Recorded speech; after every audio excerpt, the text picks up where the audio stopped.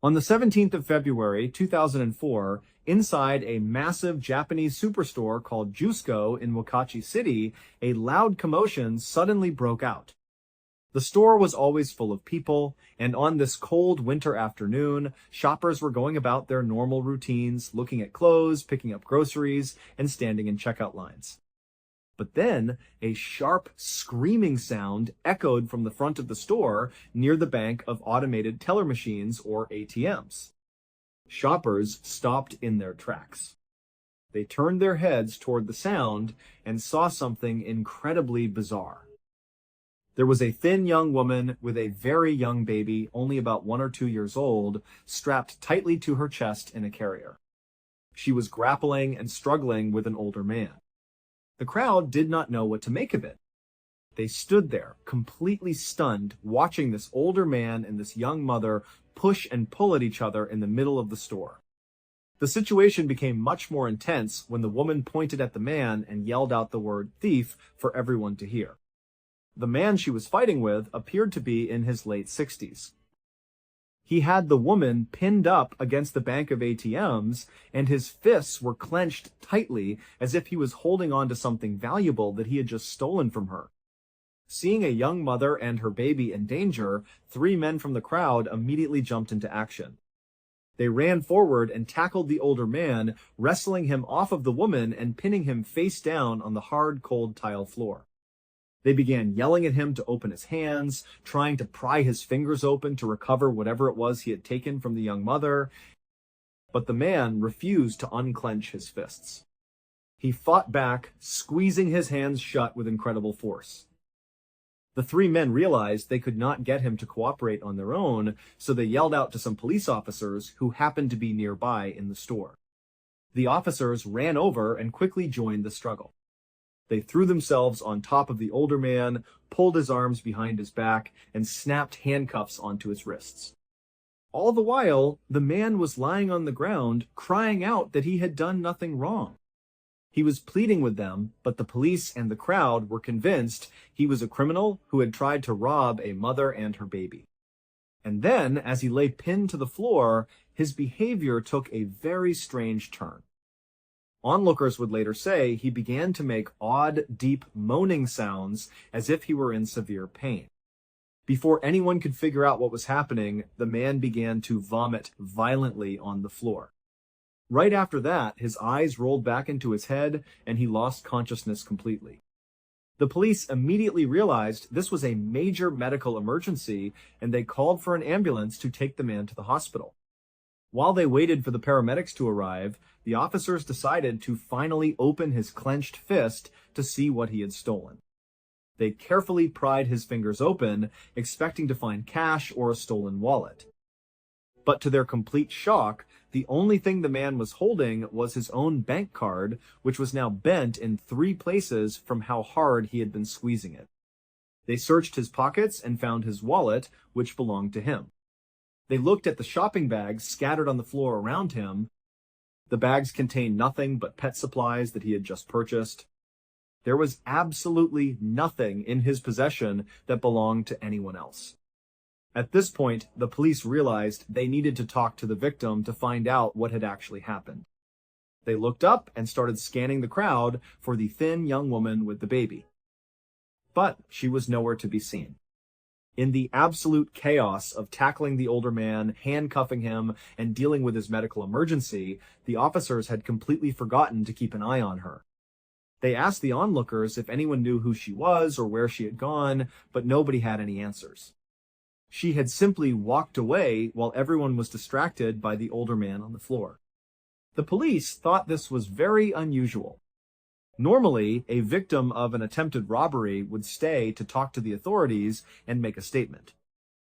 But they assumed that since she had walked away, she must be fine and simply did not want to deal with the hassle of a police investigation. They officially labeled the incident as an attempted robbery, closed the case, and did not think much more of it. But the very next day, things took a tragic turn. The older man, who became known in police files as Mr. A, died at the hospital. The doctors determined that his heart had failed due to the extreme physical and emotional stress of the entire ordeal. When the police received this news, they simply went into their system, updated the file to show that the suspect was now deceased, and officially closed the investigation for good. But the family of Mr. A was absolutely devastated, and they refused to let this go. They could not believe the police's version of events. Mr. A was not a thief or a violent criminal. He was a gentle 70-year-old retiree who had spent 40 years working as a dedicated chemist for a major chemical manufacturing company. He was a man of science, order, and routine. Now he was collecting his pension and working a quiet part-time job as a security guard just to keep himself busy and active. He lived a very peaceful life with his wife, his children, and his grandchildren. He was a loving family man, and on the day of the incident, he had walked about 1 kilometer from his home to the Jusco store for a very simple reason. He wanted to buy some hamster food for his grandson's pet. The idea that this gentle, hard-working grandfather would suddenly decide to attack a young mother and steal from her in broad daylight made absolutely no sense to anyone who knew him. His family went to the police and pleaded with them to reopen the case. They insisted that the young woman must have done something to provoke the confrontation, and they wanted her found. The police initially resisted, wanting to keep the case closed, but the family was so persistent that the authorities finally agreed to review the security camera footage from the Jusco store. They wanted to make sure they had not missed anything, but they expected the footage would only confirm what the witnesses had reported. Instead, what they saw on the tape completely terrified them. The security camera overlooking the bank of ATMs had captured the entire incident from start to finish. When the detectives pulled up the footage, they decided to look at what happened before Mr. A even walked into the frame. They rewound the tape by about 5 minutes, and that is when they spotted the young woman. She was already standing in a corner just off to the side of the ATMs. She had the baby strapped to her chest, but she was not moving at all. She was standing completely still, with her back pressed against the corner, looking down at the floor. For 5 solid minutes, she did not move a single muscle, acting like a statue while shoppers walked past her. Then Mr. A walked into the frame. He carried several shopping bags on his arms containing the pet supplies he had bought. He walked up to one of the ATMs, inserted his card, withdrew some cash, and turned around to walk away. The very second his back was turned, the woman in the corner suddenly became animated. She lifted her head, walked directly toward him, and passed by him so closely that she skimmed her hand across his chest right where he had placed his money. As soon as she touched him, Mr. A had a sudden physical reaction. It was clear from the footage that he felt her hand on his chest and immediately suspected she was trying to pickpocket him. He instinctively reached out and grabbed her arm to stop her. That was the exact moment the struggle began, and that was when the woman began screaming that he was a thief. It was a brilliant, devious trap. She had deliberately touched him, waited for him to react, and then used the crowd's natural instinct to protect a mother and baby to turn them against him. The CCTV footage showed that the 3 men from the crowd then tackled Mr. A. The police arrived, and the chaotic struggle took place on the floor. While everyone was focused on the dying grandfather, the young woman simply stood up, adjusted the baby on her chest, and calmly walked into the crowd. She meandered through the shoppers and vanished. The police were stunned by this revelation. They realized that Mr. A was completely innocent and that this woman was a dangerous, calculated predator. They immediately launched an intensive search to identify her, reviewing every single hour of security footage from every camera inside and outside the Jusco store on that day. But the more they looked, the more baffled they became. Despite searching through dozens of camera angles, they could not find a single second of footage showing this woman entering the store. They also could not find any footage of her leaving the store after the incident. It was as if she had simply materialized in that corner next to the ATMs, waited for Mr. A, carried out her horrific plan, and then dissolved into thin air. Even though there were dozens of witnesses who had watched the entire struggle happen right in front of them in broad daylight, not a single person could provide a useful description of her face. It was like she was invisible, or like no one's eyes could focus on her details. The detectives desperately scrolled through the footage over and over again. Finally, after hours of searching, they found one tiny, crucial detail. For one single second, as she walked away from the ATMs, the woman looked directly up at one of the security cameras, exposing her face to the lens. But when the police zoomed in on her face, they were so unsettled by what they saw that they made a shocking decision. They decided to hide the image from the public. The police kept the image locked away for a full year. They were genuinely terrified that if the public saw her face, it would cause widespread panic, and people would be too scared to ever shop at the Jusco store again. The image was eventually leaked, and it is easy to see why they were so afraid. The woman's face is completely devoid of emotion.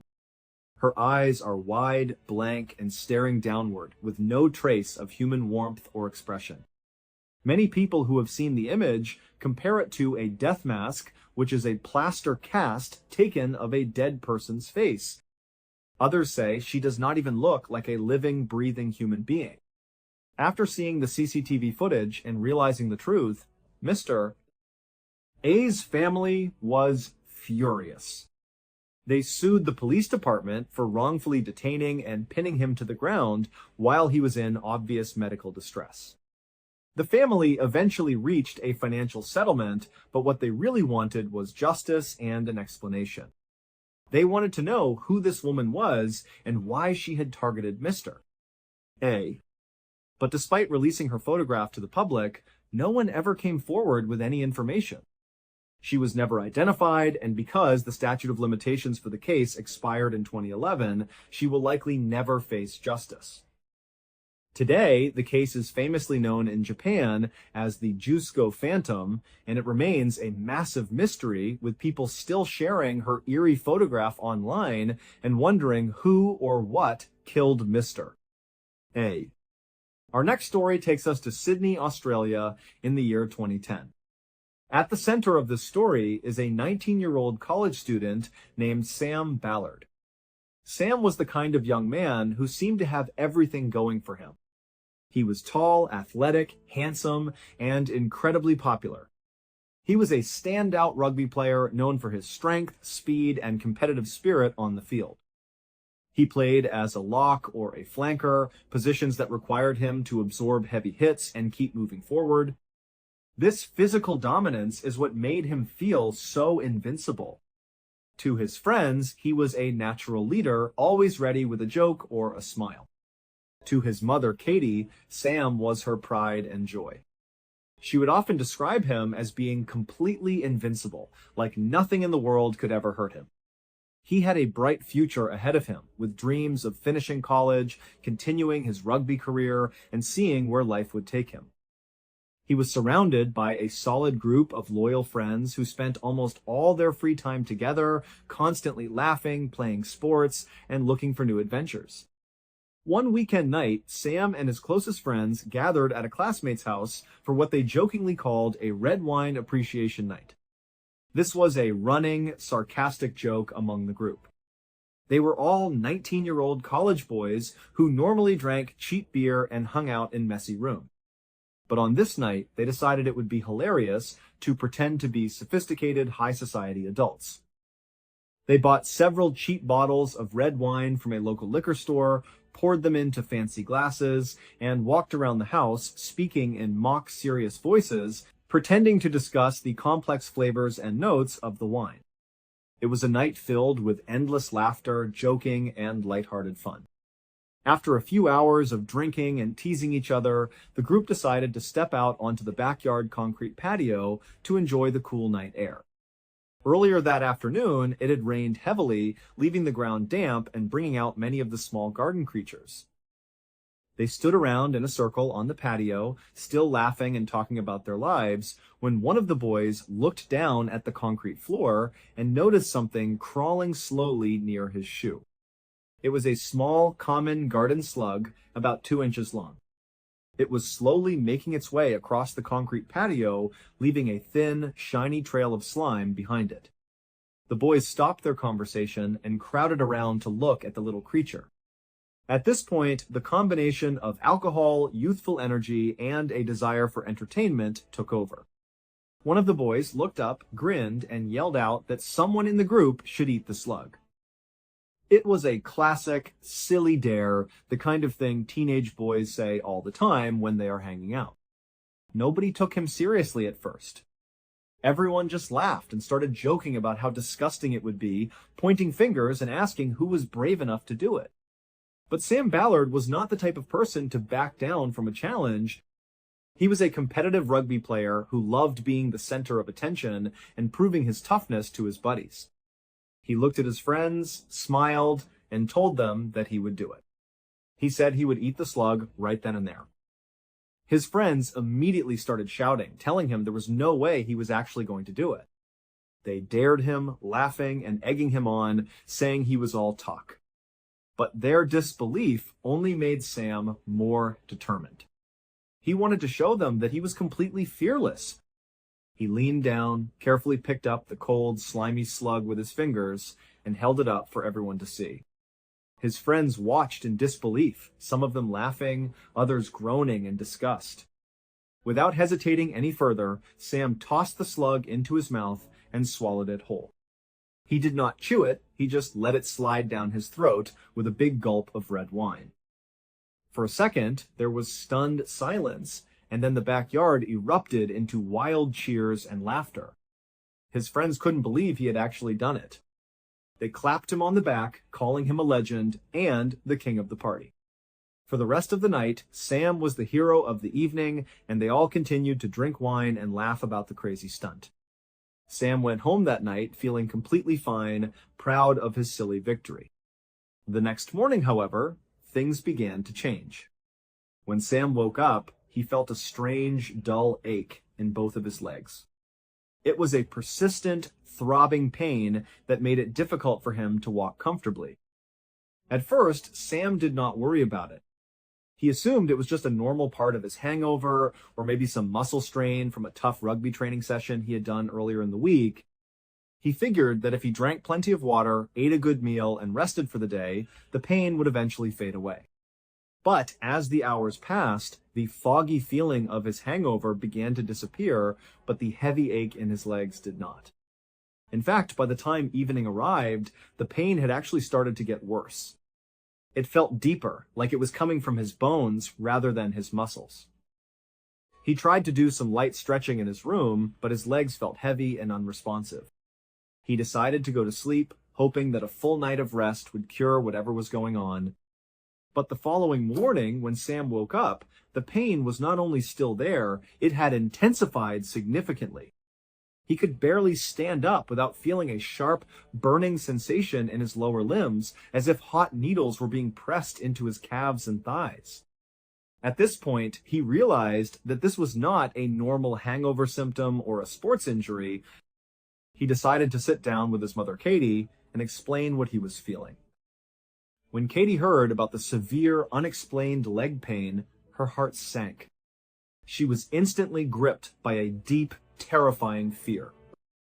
Sam's father had been diagnosed with multiple sclerosis, which is a debilitating chronic disease that attacks the central nervous system. Katie had watched her husband struggle with this disease for years, seeing him slowly lose his mobility and strength.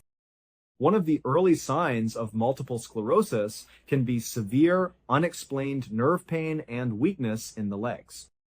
Because the disease can have a genetic component, Katie immediately worried that her young, athletic son was developing the very same condition that had affected his father.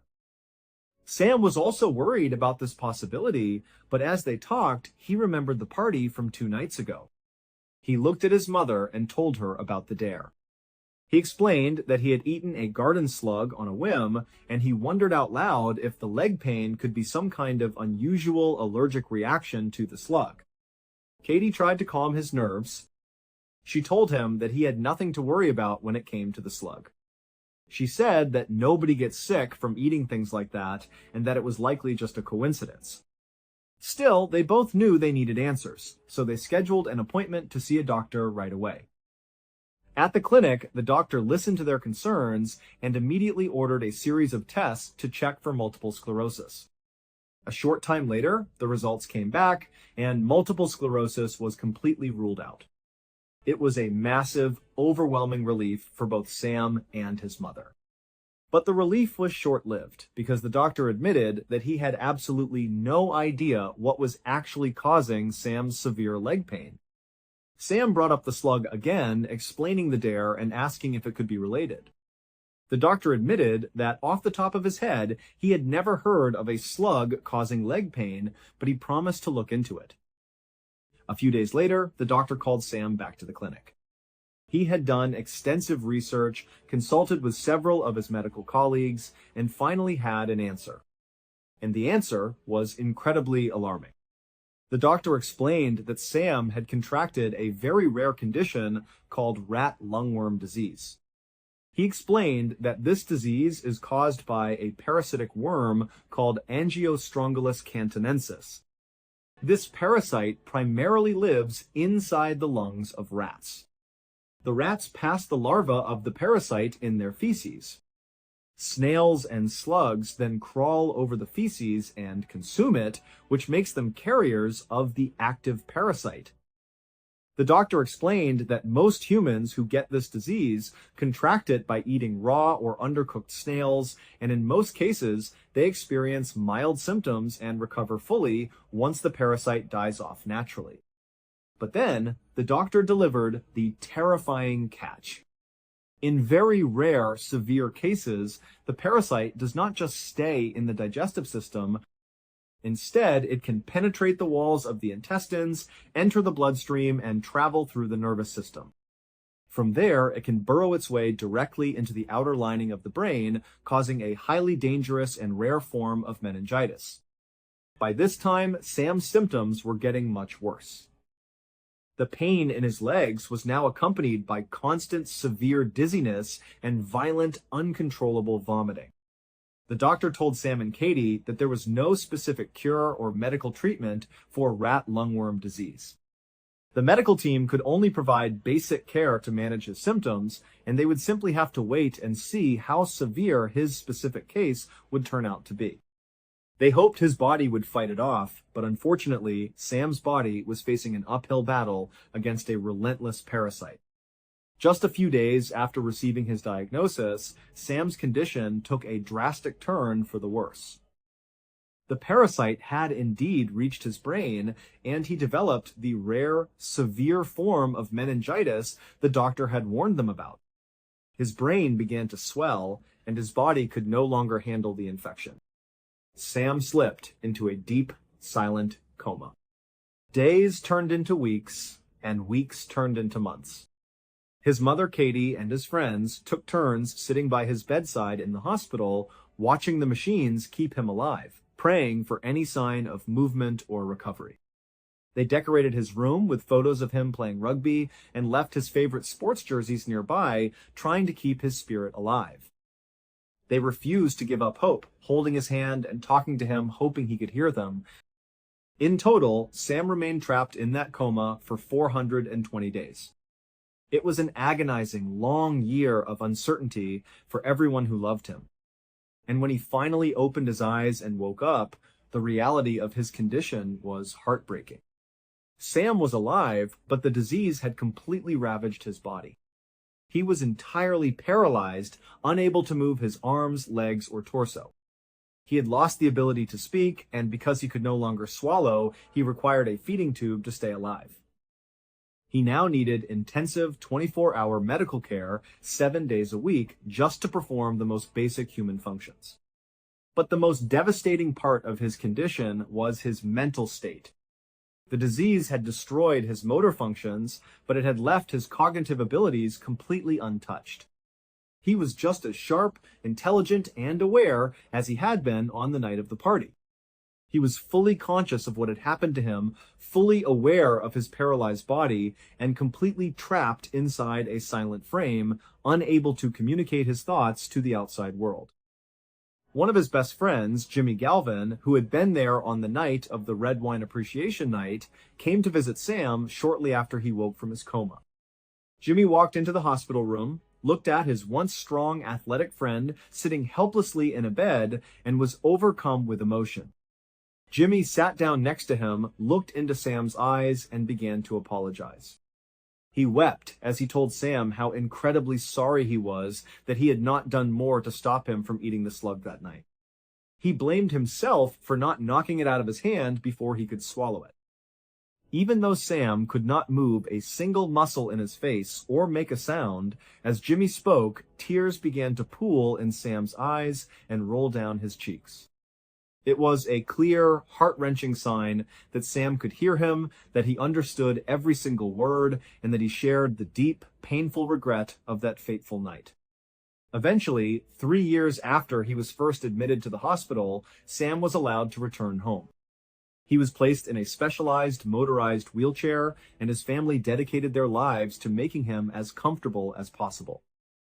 He would survive for another 5 years at home, showing incredible resilience and strength before the long-term complications of the brain infection finally claimed his life.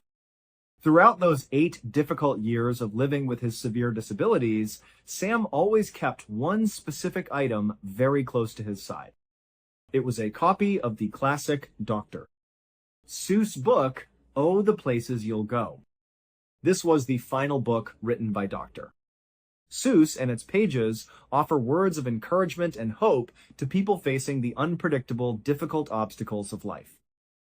Over the years, whenever Sam was struggling or feeling down, his family and friends would sit with him and read from this book, using its simple, powerful messages to help him find the strength to keep fighting. When Sam finally passed away at the age of 28, his loved ones gathered at his funeral, and the book was read aloud to him one last time as they said their final goodbyes. Our final story begins in California, with a young boy named Conrad Rowland.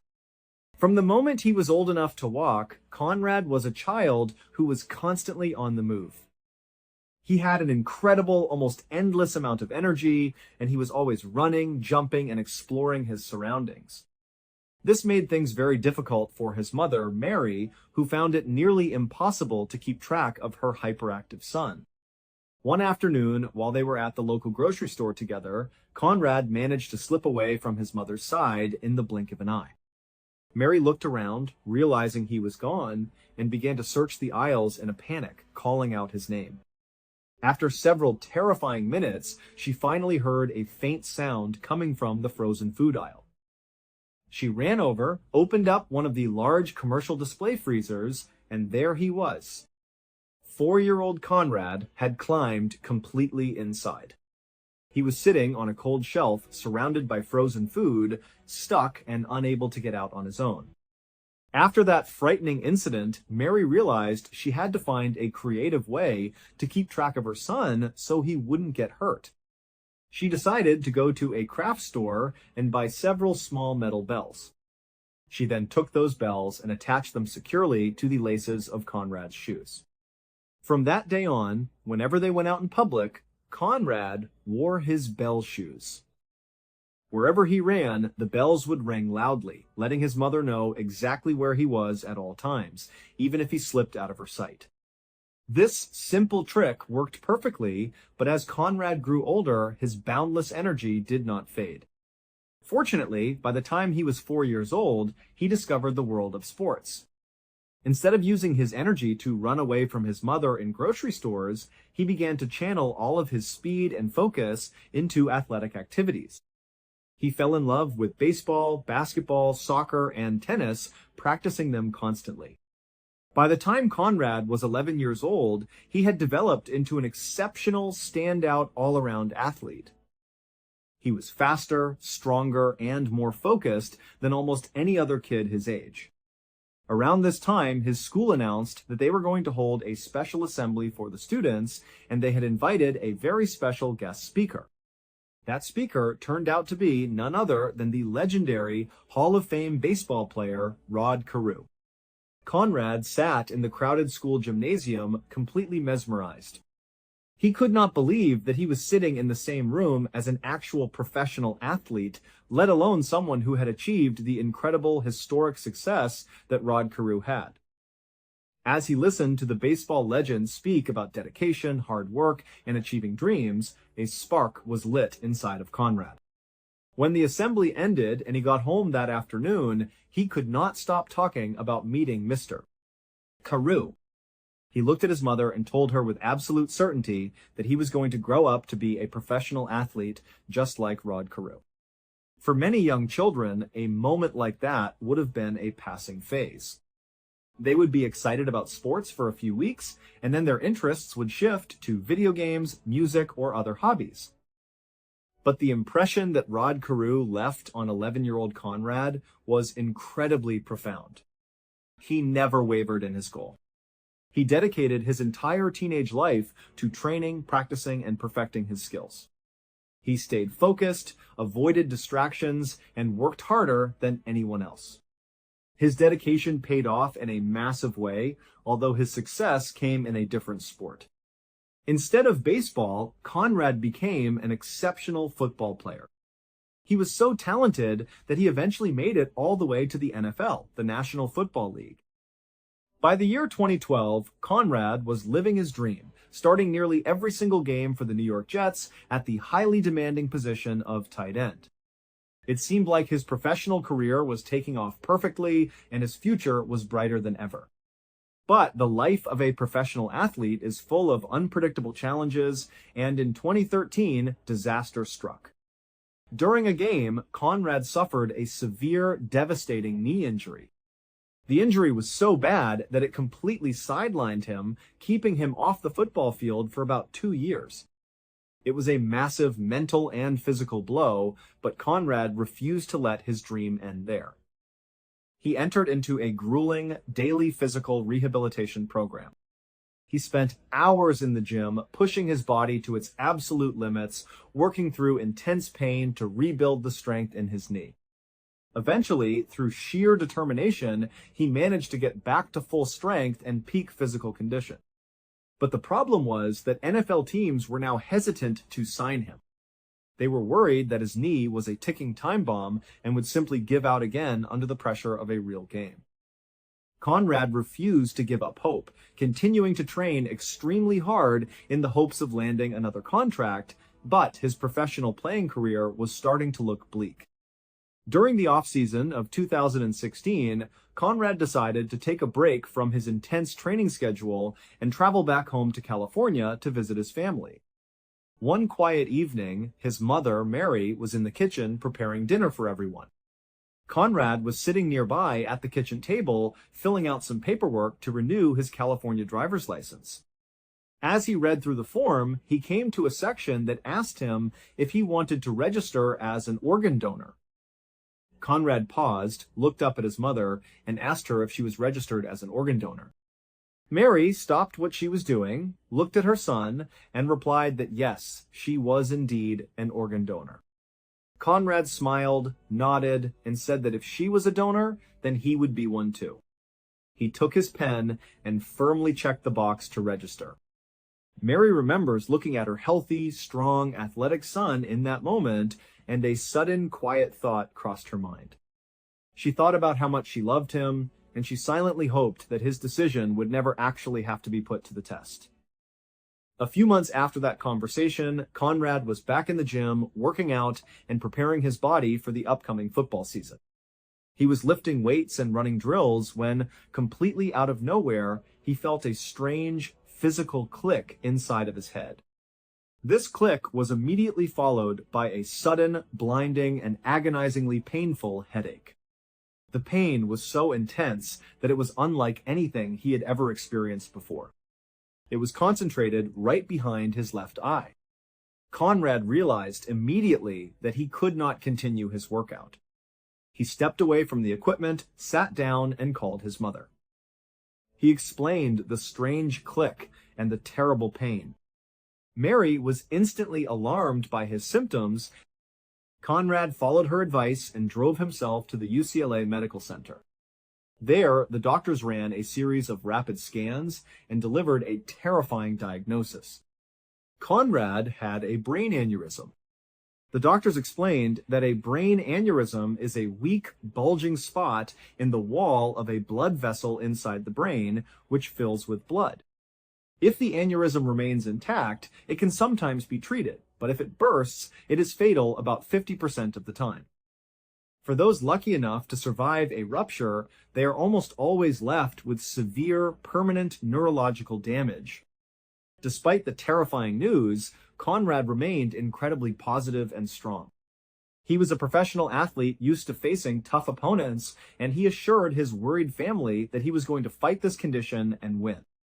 He stayed in the hospital under close observation, but on December 12, just 4 days after he had been admitted, the worst-case scenario happened.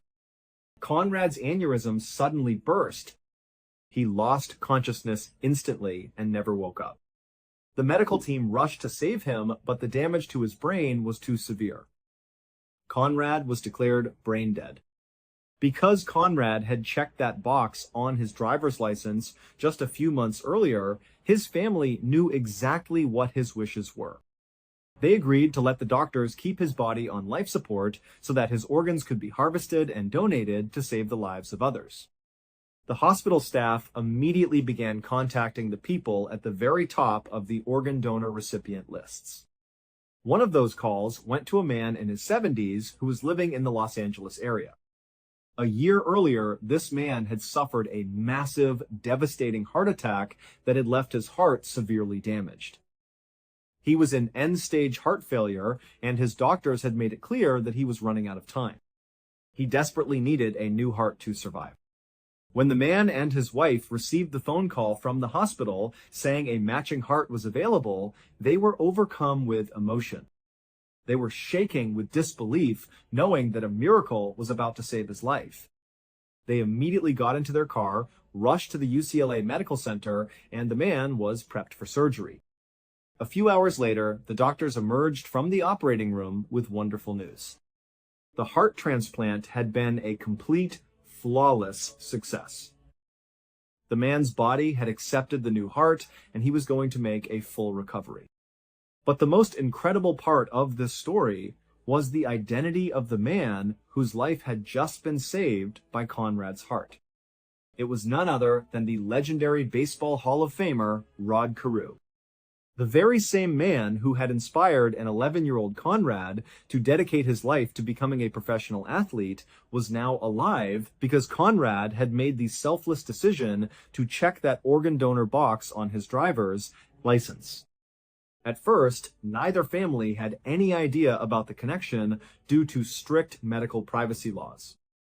But eventually, the unique details of the donor and the recipient allowed them to discover the truth. When the two families learned about this unbelievable connection, they immediately reached out to one another. They met, and they instantly formed a deep, emotional, and permanent bond. Today, because Conrad's family lives only 12 miles away from Rod Carew and his family, they have become an extended family of sorts. Rod and his wife have given Conrad's mother, Mary, a permanent standing invitation to visit their home whenever she wants. Mary often takes them up on this offer. She will walk into their home, greet the man who was once her son's hero, and sit down next to him. She will then place a stethoscope against Rod Carew's chest, close her eyes, and listen to the steady, strong beating of her son's heart, continuing to bring life to the man who had inspired him so many years ago. Thank you so much for watching. Let me know what you thought of today's episode in the comments. And remember, we have a whole playlist of true crime episodes ready for you to binge right now. Until next time, see ya. The paranormal does not really have a place in the military, despite what anybody tells you. It is just not something that gets discussed. Now, I was a bit of an anomaly because I was in the Navy for 7 years, and 5 of those years were spent on a SEAL team. Maybe because we were in such small teams, people had to put up with my weirdness and my interest in the strange happenings around the world.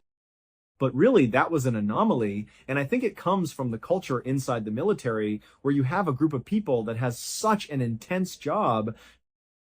It is a job that is so rooted in practical approaches to problem solving that there is simply no time to be theorizing about how demons and ghosts and things that are out of this world are having an impact on us. We need to focus on what is happening right now in front of our faces. There is simply no space for anything else. And so, when you do hear stories coming out of the military that are paranormal in nature, it is not that you should inherently believe them right away, but rather you should understand that if military personnel have come to the conclusion that something is paranormal, they have ruled out virtually everything else. They have looked at the logical explanations, the tactical explanations, and the physical evidence, and they found absolutely nothing that makes sense. So today, I am going to share a military paranormal story that happened in Afghanistan back in the year 2009, when 8 United States Marines were stationed at a very isolated observation post in the middle of Helmand Province. Some very strange things happened out there, and the Marines who were there believe those events are still plaguing them to this very day. In June of 2009, United States and NATO forces surged into Afghanistan. Troop numbers escalated dramatically in preparation for this massive offensive against the Taliban. During this surge, a very small team of Marines was given a mission to go to an observation post in Helmand Province, where a group of British soldiers was stationed at the time. An observation post, or an OP, as it is called in the military, is any location where you are able to observe, hence the name. Most OPs, if not all of them, are located on high ground because that provides you with the best possible view of the surrounding area. Observation posts are strategically very valuable because you have the advantage of the higher ground and you can see what is going on around you. And so, as a result, these observation posts become prime targets for enemy attacks. Now, the observation post that these Marines were going to, which was called OP Rock, was a little bit unique.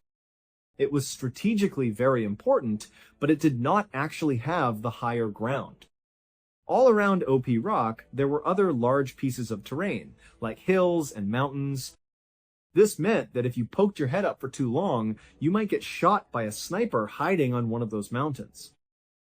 And so OP Rock was a very dangerous and incredibly isolated place to be, not to mention laughably small and having almost no amenities. There were basically a couple of HESCO barriers, which are those big brown squares that get filled with sand and dirt to stop bullets, and then there were not even any cots. The Marines slept literally on the ground on simple sleeping pads with a couple of ghillie tents overhead, and that was about it. So, these Marines were going to be there for 60 days where they were not going to be able to go anywhere else. They were just isolated and stuck on this tiny little wasteland in the middle of Helmand Province. The 8 Marines were led by Sergeant Green, and his second in command was Corporal Lena. The other junior Marines in the squad were Zolik, Hoyt, Wilson, Parker, Smith, Gibbs, and Diggs. After driving their up-armored vehicles all the way through the snaking pass that led to OP Rock, they found the British soldiers anxiously waiting for them. Normally, anytime you turn over with any other unit, you do something called turnover operations. Because you are new to the area, you want to go out and do something like a presence patrol to get a feel for the area with the people who have been there to kind of give you a lay of the land. They are supposed to warn you about where they think there are improvised explosive devices, or tell you if a certain area puts you in plain sight of the enemy where they can shoot you easily. But when the Marines got to OP Rock, the British were so anxious to leave that they did not do any turnover operations at all. The British soldiers looked totally weathered, beaten down, and ragged, like they had been fighting at OP Rock for decades. But the reality was, they had only been there for 60 days, which was the exact same amount of time that these Marines were about to spend there. And before they left, one of the British soldiers turned and said, "Hey, just so you know, if you dig anything up here, just put it back." The Marines looked at him like, "What are you talking about?" But he did not elaborate on his words. He just looked at them and said again, "If you dig anything up, just put it back, trust me." And so, that night, the men settled into their new home for the next 60 days. The way it works on any base in the world, but certainly in an active war zone, is that there is always someone manning a guard post. And so, on that very first night, it happened to be Corporal Lena's turn to be on watch.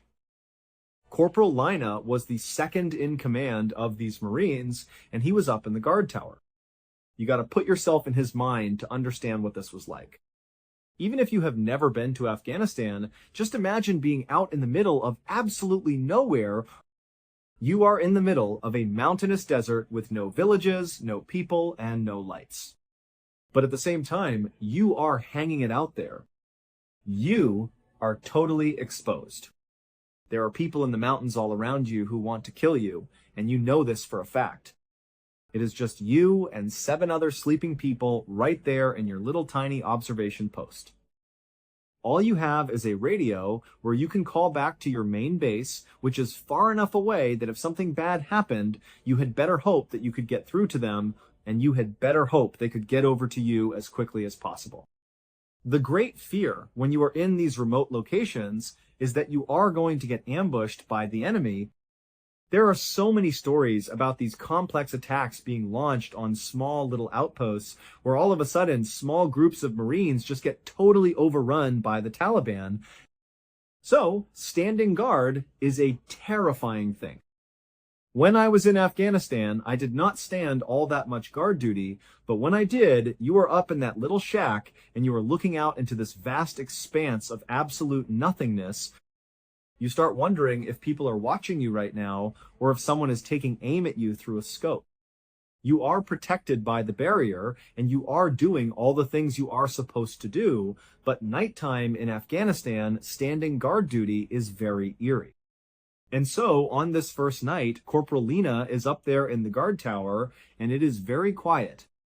Suddenly, his radio that is sitting right next to him starts crackling. This was a military-grade radio, which looks like a big walkie-talkie. Now, military radios are built to be very durable, but they are also quite old in terms of technology, and it is not uncommon for them to falter. That is why the military has people who specialize in just radios to fix these things, because if you lose your line of communication, you are completely screwed. So Lena is sitting there, and he starts hearing this static and crackling on the radio. He notices it, but he does not think much of it at first. The crackling stops, and he goes back to looking out into the mountainside, doing his typical guard duty.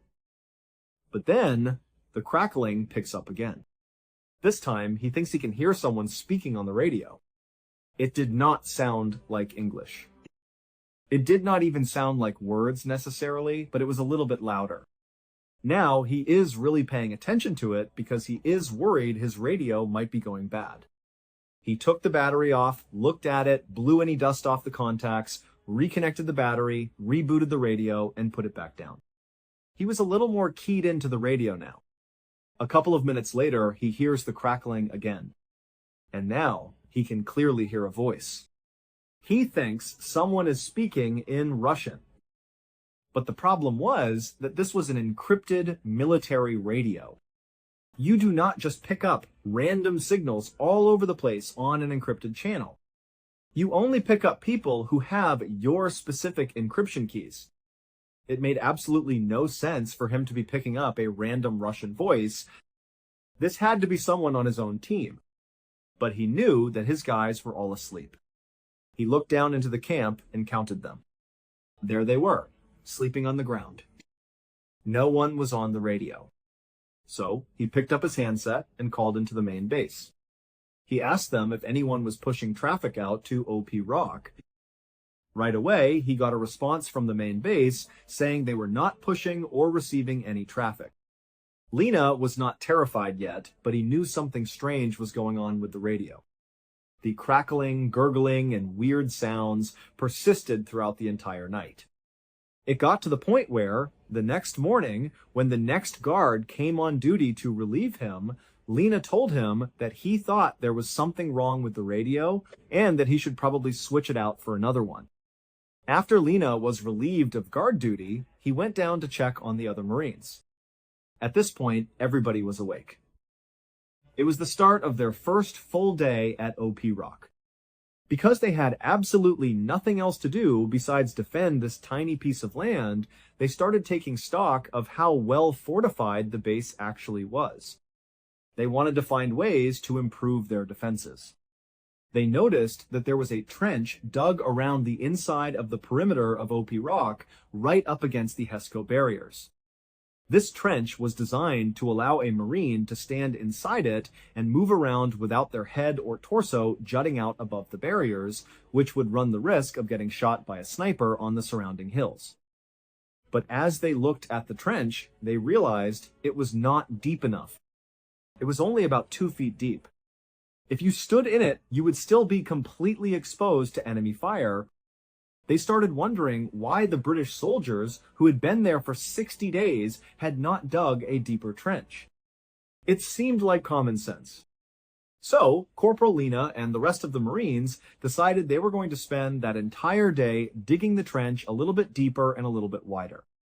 They grabbed their shovels and got to work. As they were digging, Lena's shovel hit something hard and metallic in the dirt. He stopped, knelt down, and cleared away the soil. He pulled out a long metal stake. It looked like an engineering stake. He brushed the heavy dirt off the stake and examined it closely. He could see some foreign writing engraved into the metal. It looked like Cyrillic, which is Russian writing. Lena thought to himself that this was not incredibly weird. Back in the 1980s, the Soviet Union had invaded Afghanistan and occupied the country. It was entirely possible that Soviet soldiers had been stationed on this very hill and had left some of their gear behind, which had eventually gotten buried by the wind and sand. He tossed the stake aside and kept digging. But about 10 meters away from where Lena was working, one of the younger Marines, a guy named Wilson, was digging his section of the trench. At some point, Wilson's shovel struck the ground and a small pocket in the dry soil opened up. He stopped and looked down into the hole. Inside, he could see some old pottery and pieces of what looked like hand-painted ceramics. He reached in and pulled out some of the plates and pots. But as he reached in further to see what else was in the hole, he felt something large and hard.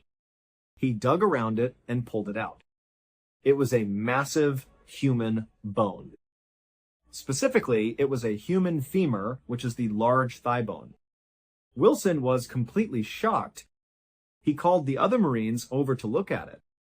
They gathered around the hole and looked at the bone. They did not really know what to do with it, so they ultimately decided to just tuck the leg bone back into the hole where Wilson had found it. They stopped digging in that specific area and moved to other sections of the trench to continue their work.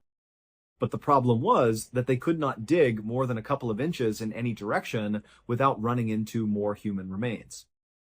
Every time a shovel hit the dirt, they would hear the sound of metal scraping against bone. By the end of the afternoon, they had unearthed dozens of skeletons inside of that trench.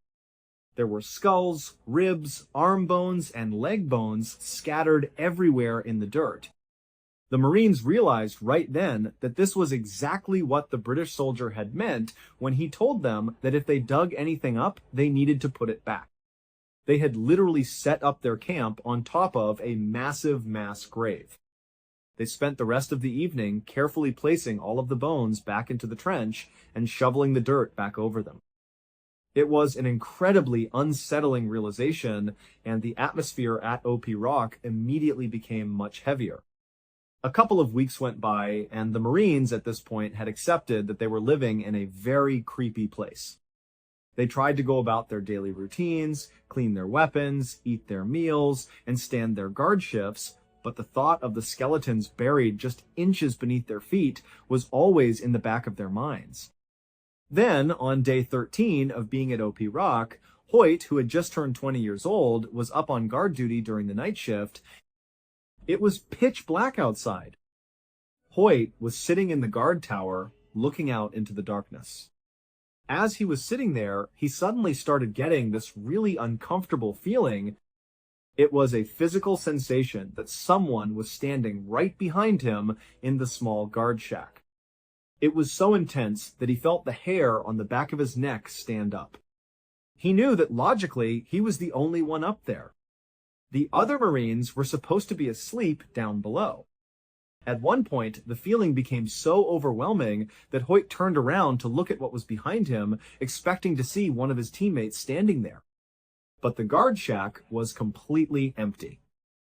He turned back around to face the outside of the perimeter, and just as he did, coming from outside the wire where he had just been looking, he heard a horrible, blood-curdling scream.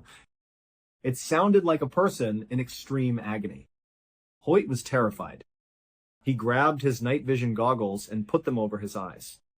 He started scanning the desert landscape, looking for any sign of movement. The scream had been so loud and so sudden that the other Marines down below had also been jolted awake by it.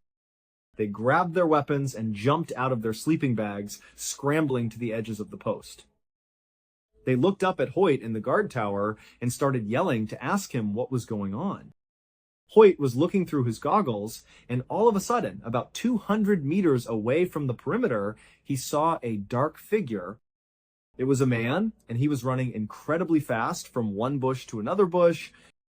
Hoyt yelled down to the guys that he had a target. He told them he had a guy about 200 meters out running right to left. The Marines immediately assumed this was a Taliban scout or an insurgent preparing for an attack, so they went into combat mode. Corporal Lena ran over to the edge of the HESCO barriers right below the guard tower. He raised his rifle, which was equipped with a thermal imaging scope. A thermal scope detects heat signatures, so any living thing, whether it is a human or an animal, will glow brightly against the cold background of the desert night. Lena looked through the scope and scanned the exact area where Hoyt was pointing. But there was nothing there. The thermal image was completely cold. There was no heat signature of any kind. There were no people, no animals, nothing. Lena was confused and frustrated. He yelled up to Hoyt, asking him exactly where he needed to look. Hoyt was looking through his night vision goggles and could still see the figure. He yelled back that the man was right there behind that specific bush. But every time Lena looked through the thermal scope at that exact bush, there was absolutely nothing. At this point, the Marines also had a dog with them. She was a stray dog that they had inherited from the British soldiers, and her name was Ugly Betty.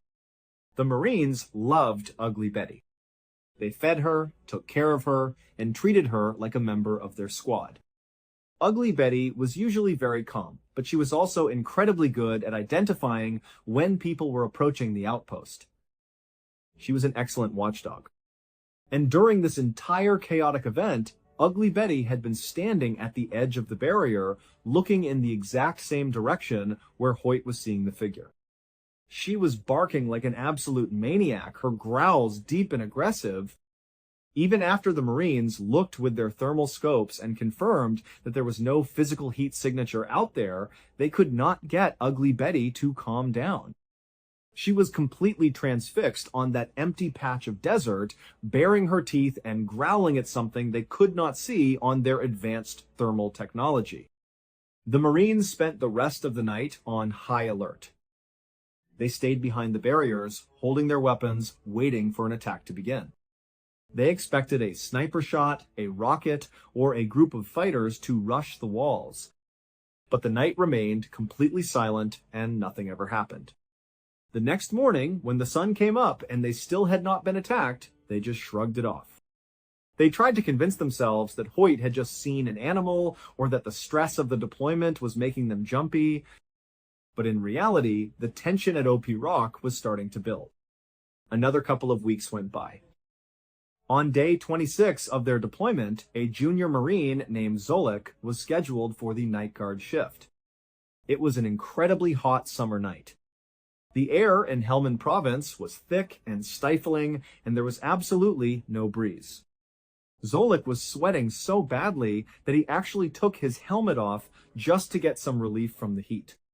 He was leaning against the frame of the guard shack, staring out into the vast open desert. It was a completely quiet night. But then, all of a sudden, Zolik felt the temperature inside the guard shack drop dramatically. It did not just get a little cooler, it became freezing cold in a matter of seconds. It was so cold that Zolik actually started shivering, and he could see his own breath in the air. He thought to himself that this made no sense. There was no wind, and there was no weather front moving in. It was just a localized pocket of freezing air right inside his tiny wooden shack. As he was trying to understand what was happening, he got that same uncomfortable feeling that Hoyt had described. He felt like someone was standing directly behind him, breathing on his neck. He quickly spun around, but the shack was empty. He turned back around, but then he started hearing whispering. The whispering sounded like it was coming from inside the shack with him right next to his ears. It was a low, urgent murmuring, but he could not make out the words. It did not sound like English. Zolik started to panic. He wondered if he was finally losing his mind from the sleep deprivation and the constant stress. He tried to calm his breathing. But then he heard the distinct sound of footsteps scraping across the wooden roof of the guard shack right above his head. Zolik's first thought was that this must be a prank. He knew that Smith was the class clown of the group and loved to play jokes on people. He figured Smith must have snuck out of his sleeping pad, climbed up the back of the guard tower, and was now whispering and walking on the roof to scare him. Zolik wanted to catch him in the act. He jumped out of the guard shack and looked up at the roof, fully expecting to see Smith standing there laughing. But there was no one on the roof. The wooden planks were completely empty. Zolik was deeply spooked now. He did a quick search around the base of the tower, thinking maybe Smith had jumped down and was hiding on the side. But there was no one there. He looked over at the sleeping area where the other Marines were, and he could see that they were all fast asleep on their pads. It was not Smith, and it was not any of his teammates. Zolik climbed back up into the guard shack, his heart pounding in his chest. He grabbed his rifle and raised it to his eye, looking through his thermal scope. He began scanning the perimeter of the base. He knew that if there was a real person out there, they would show up bright white on the thermal display. He was scanning the dark desert, thinking about the weird figure Hoyt had seen 2 weeks earlier. As he swept the scope across the landscape, he suddenly stopped. There, about 200 meters away, was the heat signature of a man. The man was standing completely still, but his body language was incredibly bizarre. He had both of his fists raised in the air, right next to his head, as if he was celebrating or preparing to fight. Zolik was so taken aback by this strange posture that he actually lowered his rifle to look with his naked eyes. The moon was very bright that night, and the desert was well illuminated, but when Zolik looked with his own eyes, he couldn't see anything. He quickly raised his rifle and looked through the thermal scope again. The figure was completely gone. There was no heat signature anywhere near that spot. Zolik was terrified. He was a young Marine, and he was already feeling incredibly depressed and exhausted from the isolation of OP Rock. He felt like he was experiencing severe combat fatigue. He began to convince himself that he was losing his mind. He thought that if he told the other Marines about the whispering, the cold air, the footsteps on the roof, and the disappearing man with his fists raised, they would just think he was crazy or weak. So he decided to keep it to himself for the rest of his watch. He sat in the cold shack, listening to the whispers and the footsteps on the roof, trying his best to ignore them until his shift was finally over. When the sun came up, Zolik knew he could not take another night at OP Rock. He went straight to his leadership, Sergeant Green and Corporal Lena. He told them everything that had happened. He confessed that he was seeing and hearing things, and he formally requested to be transferred off the observation post. The leaders saw how distressed he was, and they granted his request. They arranged for him to be taken back to the main base on the next supply vehicle. But the other Marines were not supportive. They were actually very angry with Zolik. They felt like he was abandoning them. They believed he was just using the crazy card to get out of the deployment because he didn't want to be at this miserable outpost anymore. They laughed at his stories and made fun of him, completely dismissing his claims of paranormal activity. But the skepticism of the remaining Marines would not last very long. Just a couple of days after Zolik left the post, it was Corporal Lena's turn to stand the night guard shift in that very same guard shack. Lena was a seasoned leader, and he did not believe in ghosts or superstition. He was focused entirely on keeping his men safe. As he sat in the tower looking out over the dark valley, Ugly Betty, who was sleeping near the base of the tower, suddenly stood up. Her ears perked up, and she began growling. Then she started barking incredibly aggressively at a specific spot on the mountainside. Lena knew that Ugly Betty did not bark like this for no reason. He immediately grabbed his night vision goggles and put them on, scanning the rocky slope of the mountain. He stopped when he saw a figure standing on the mountainside a few hundred meters away. The figure looked like a person, and Lena assumed it was a Taliban scout monitoring their movements. To confirm the target before opening fire, Lena switched to his thermal scope. But when he looked through the thermal, the mountainside was completely empty. There was no heat signature at all. He lowered the rifle and went back to his night vision goggles. What he saw next made his blood run cold. The figure was still there, but it was now about 100 meters closer to the base. It had covered an immense distance in the split second it took Lena to switch scopes. It was physically impossible for a human being to move that fast across steep, rocky terrain in total darkness. Lena felt a wave of pure terror wash over him. He frantically raised his rifle to look through the thermal scope again, desperately trying to get a lock on the target. But once again, the thermal display showed nothing but cold rock. Lena was shaking. He put the thermal down and reached for his night vision goggles one more time, but the figure was gone. And right at that exact second, as Lena was standing there alone in the dark tower, he felt a firm, distinct tap on his shoulder. It felt exactly like someone was standing behind him, tapping him to get his attention. Lena gasped and spun around, raising his hands to defend himself. He expected to see one of his Marines who had climbed up to check on him. But there was absolutely no one there. The guard tower was completely empty, and when he looked down into the camp, he could see the remaining Marines all asleep on their pads. Lena stood there in silence, his heart hammering against his ribs. He realized at that moment that Zolik had been telling the truth. He felt a deep sense of guilt for not believing his friend and for letting him leave under a cloud of suspicion. Over the next 10 days, the remaining Marines, Hoyt, Smith, and Wilson, would all experience almost identical events while standing watch in that guard shack. They all felt the sudden freezing temperature, they all heard the whispers, and they all saw the strange figures that did not show up on thermal imaging. The men stopped laughing. They stopped making jokes. They realized that whatever was happening at OP Rock was very real, and they were completely trapped there with it. As the days crawled by, the psychological toll on the remaining Marines became almost unbearable. They were sleep-deprived, constantly paranoid, and terrified of the night. Finally, they reached day 59 of their 60-day deployment. They had only one more night left before the relief force was scheduled to arrive and take them back to the safety of the main base. They were doing everything they could to just survive those last 24 hours. But then, in the late afternoon, something went wrong.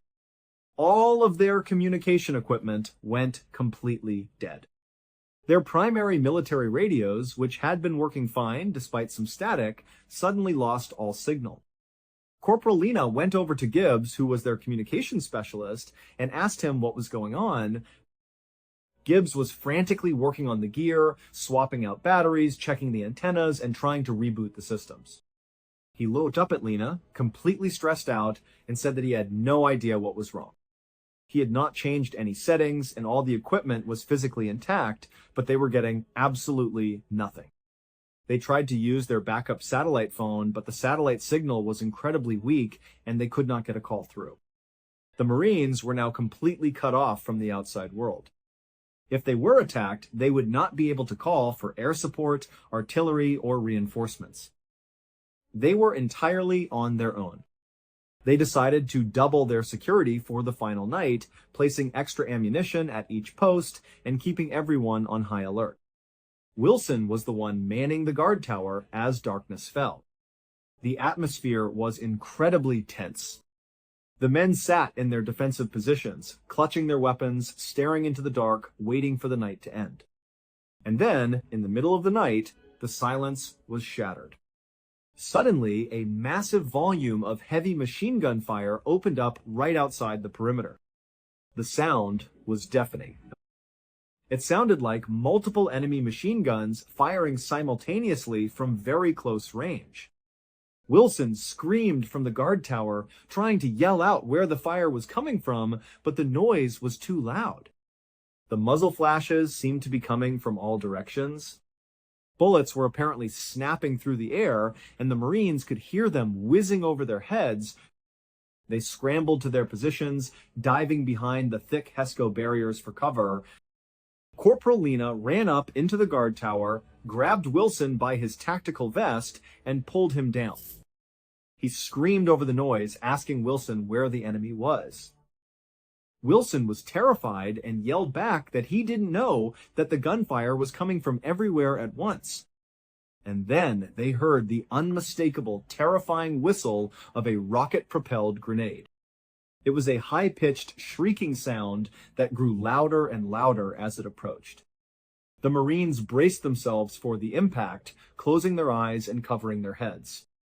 They heard a massive explosion as the RPG apparently smashed directly into the center of the observation post, followed by the sound of burning metal and debris. The machine gun fire continued to pour into the base. It was a non-stop, intense barrage. Some of the younger Marines, fearing that the barriers would not hold, low-crawled through the dirt and slid into the shallow trenches they had dug weeks earlier. They lay flat on their stomachs, pressing their faces into the dirt, listening to the chaos above them. They expected the enemy to breach the walls at any second. They were waiting for the physical hand-to-hand combat that would follow. But as they lay there in the trench, right on top of the buried skeletons, the gunfire continued to roar. And then, just as suddenly as it had started, the noise stopped. The silence that followed was heavy and absolute. The Marines did not move. In combat, when the shooting stops, you do not just stand up and celebrate. You assume it is a trick or a pause while the enemy reloads or repositions. So, they stayed exactly where they were, hunkered down behind the barriers and inside the trenches, holding their breath, waiting for the next round of fire. They waited for hours. The sun began to rise over the mountains, slowly illuminating the outpost. When the light was strong enough, Corporal Lena slowly raised his head above the barrier to assess the situation. He looked out over the desert, expecting to see the bodies of enemy fighters or spent ammunition casings. But the desert was empty. He then turned around to look at the damage inside the observation post. He expected to see their gear destroyed, their tents shredded by bullets, and a massive crater in the center of the camp from the RPG explosion. But as he looked around, he was completely stunned. There was absolutely no damage. The ghillie tents were perfectly intact. The HESCO barriers did not have a single bullet hole in them. There was no crater, no smoke, and no debris from an RPG. There were no spent casings on the ground outside the wire. It was as if the entire intense battle had never happened. The physical world around them was completely untouched, despite the fact that all of them had heard and felt the exact same violent attack. When the sun was fully up, the relief force finally arrived at OP Rock. They drove their armored vehicles up the snaking pass, just as the Marines had done 60 days earlier. As soon as the vehicles parked, Corporal Lina and his men did not wait for a formal turnover. They did not want to spend another second on that hill. They began throwing their gear into the back of the trucks as fast as they physically could. The incoming soldiers looked at them, confused by their frantic behavior. They asked if everything was okay and why they were in such a hurry to leave. But Lina and the other Marines did not say a word about the ghost battle, the voices, or the skeletons. They knew that if they told these new soldiers what they had experienced, they would be labeled as crazy, just like they had labeled Zolik. They just wanted to get out of there. They piled into the vehicles, and as they drove down the mountain, they looked back at OP Rock one last time. It looked like a tiny, harmless pile of dirt in the middle of a vast desert. But they knew the truth. They knew that there was something deeply wrong with that place. But the nightmare did not end when they left OP Rock. Fast forward to the months and years that followed that deployment, the lives of the Marines who had been on that hill began to fall apart in tragic ways. Shortly after returning from Afghanistan, 3 of the 8 Marines, Smith, Parker, and Diggs, were killed in separate, unrelated instances. Smith was killed, Parker was killed, and Diggs was killed, all within a short span of time. It seemed like a series of horrible, tragic coincidences, but to the survivors, it felt like something much more sinister. Sergeant Green, their leader, was later involved in a devastating improvised explosive device blast during another tour. He survived the explosion, but he was very badly injured, suffering life-altering physical and psychological trauma. Of the men who had stood on that hill, only a few remained unscathed, and even they were deeply scarred by what they had seen and heard. Corporal Lina, who eventually left the military, could never shake the feeling that they had brought something back with them from OP Rock. He spent years researching the history of that specific location, trying to find some kind of logical explanation for what had happened to them. And what he discovered through his research was absolutely chilling. It turns out that OP Rock was not just a random hill in the desert. It was a site of immense, repeated bloodshed that stretched back for decades. During the Soviet invasion of Afghanistan in the 1980s, the Soviet army had identified this specific hill as a highly strategic location. At the time, a group of local Mujahideen fighters was using the hill as a base to launch guerrilla attacks against the Soviets. The Soviet military launched a massive, brutal assault on the hill. They captured the position and executed every single Mujahideen fighter they found there. They buried their bodies in a shallow trench right there on the hill. The Soviets then established their own observation post on the rock, building fortifications and setting up a permanent guard force. But a few years later, the tables turned. The local Mujahideen fighters launched a surprise counterattack on the Soviet post. They overran the position and slaughtered the Soviet soldiers who were stationed there, burying them in the exact same trenches where the Mujahideen had been buried. This explained why Corporal Lina had found that metal engineering stake with Russian writing on it, and why they had found dozens of skeletons buried right next to it. But the bloodshed did not stop there, not by a long shot. Years later, when the United States and NATO forces invaded Afghanistan, the Taliban were using the hill as an observation post. The coalition forces launched an airstrike and a ground assault, killing the Taliban fighters and taking control of the hill. Every single group that had ever occupied OP Rock had met a violent, bloody, and tragic end on that very spot. The soil was literally saturated with the blood of hundreds of soldiers from different nations, all buried together in the same shallow dirt. Lina began to realize that the experiences they had on the hill were not random hallucinations. They were a direct result of the dark history of that haunted land. Thank you so much for watching. Let me know what you thought of today's episode in the comments. And remember, we have a whole playlist of true crime episodes ready for you to binge right now. Until next time. See ya.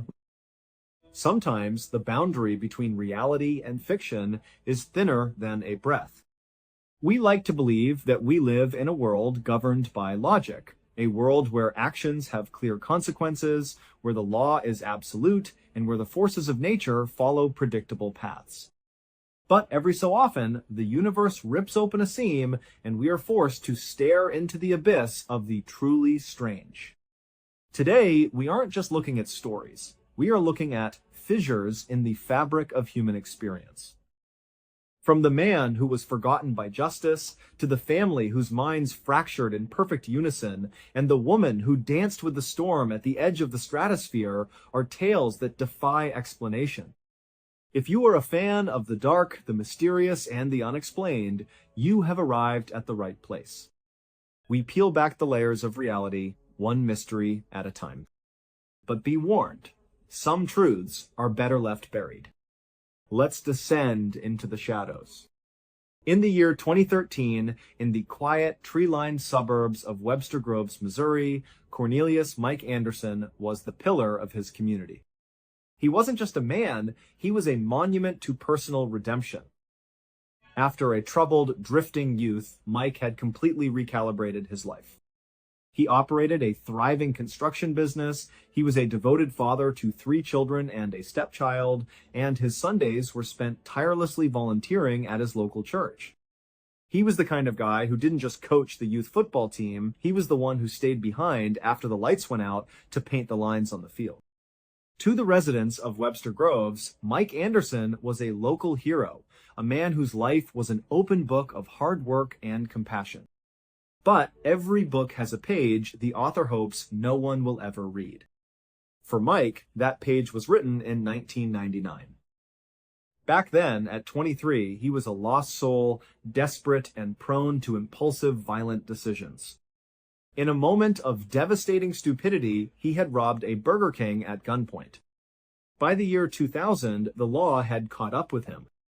He was convicted of armed robbery and sentenced to 13 years in a state prison. It felt like the end of the line. Yet, destiny had a bizarre twist in store. While waiting for the outcome of his appeal, Mike was granted bail. He walked out of the courtroom, a free man in a state of purgatory, waiting for the inevitable. When the appeals court finally denied his request in May 2002, Mike knew the clock had run out. He sought out his lawyer, a man he trusted, and asked the question that would haunt him for the next decade: I'm out on bail. My appeal is gone. Should I turn myself in? Do I go to the jail, or will they come to get me? His lawyer, with the casual confidence of someone who had seen it all, shook his head. No, Mike. They'll issue a warrant for your arrest. They'll come to your house, they'll knock on your door, and they'll take you to jail. Just go home and wait. And so, Mike went home. He waited. He sat in his living room, heart racing at every knock at the door. He packed a bag. He told his family. He prepared himself to be the man who went back to pay for his sins. But the knock never came. The days turned into weeks, the weeks into months, and the months into years. Slowly, the terror of the imminent arrest faded, replaced by the crushing weight of a life lived on borrowed time. Mike didn't flee. He didn't assume a new identity. He simply continued to live in the same area, building his life, his business, and his family. He was effectively a ghost in the machine of the judicial system, a man who didn't exist in the files of the state. The clerical error was almost poetic in its incompetence. When Mike was released on bail in 2000, a simple checkbox on a digital form had been clicked incorrectly. The system believed he was already serving his time behind bars. He was a prisoner in their records, a free man in the real world. For 11 years, he lived in the shadow of a debt he was ready to pay, but which the world seemed to have forgotten. Then, in July 2013, at the very end of his original 13-year sentence, the system finally did the math. They realized, with bureaucratic panic, that the man they had marked as incarcerated had never actually stepped foot inside their cells. They didn't send a summons, they sent an army. 8 U.S. Marshals, equipped with heavy tactical gear, descended on his home. They arrested him, and the public reaction was instantaneous and explosive. The community rallied around him. How could they send a man to prison after he had spent over a decade as a pillar of his neighborhood? The judge, who oversaw the case, after listening to the testimonies of the people Mike had coached and worked with, stood in the courtroom and, in a brief 10-minute deliberation, acknowledged the absurdity of the situation. Mike was released. He was a free man, but the story left an indelible mark. How thin is the barrier between a life of freedom and a life of servitude, and how often is the difference decided not by justice, but by a simple, broken piece of code? If the story of Mike Anderson was about the errors of the system, the story of the Trump family is a dive into the terrifying fragility of the human mind. The Trumps Mark, 51, his wife Kobe, 53, and their adult children, Rihanna, 29, Mitchell, 25, and Ella, 22, were the definition of a stable, hard-working Australian household. Based in Sylvan, near Melbourne, they ran a successful red currant farm and a thriving earth-moving business. They were the neighbors you looked up to, solid, dependable, and deeply rooted in their land. Then came Monday, the 29th of August 2016. It began like any other morning, but it ended with a total abandonment of reality. Without a single word of warning, without a fight, and without any outward sign of distress, the family decided to leave. They didn't just drive away, they purged their lives. They took their passports, their credit cards, and their smartphones, walked into the kitchen, and laid them out on the table like an offering. They left the front door unlocked, as if expecting to return, or perhaps as if they knew they never could. They climbed into Ella's car and drove north. 30 kilometers into their journey, they realized Mitchell had kept his phone. The others, in a sudden outburst of collective anxiety, screamed at him to throw it out the window. He did. The device tumbled into the abyss of the roadside, and the family continued their exodus. They drove all day and all night, covering 800 kilometers to reach a motel in Bathurst, New South Wales, far to the west of Sydney. By the next morning, the cracks in the group began to show. Mitchell, the first to break the spell of whatever gripped them, decided he wanted no part of this madness. He abandoned his family and began the long journey home. The remaining 4 didn't even try to stop him. The journey continued for the rest of the group until they reached the Jenolan Caves, a popular tourist destination. Here, the daughters, Rihanna and Ella, realized that the nightmare was spiraling. They slipped away from their parents, stole another vehicle, and headed back toward Goulburn. When they reached the town, they did the only thing they could think of. They called the police to report their own parents as missing persons. When the authorities arrived at the Sylvan farm, they found exactly what the girls had described. A house perfectly maintained, save for the credit cards and documents left on the kitchen table. The story hit the news cycle like a lightning bolt. At first, the media mocked them. Who gets lost in their own country? Who leaves their life behind for no reason? But as the investigation deepened, the ridicule turned to confusion.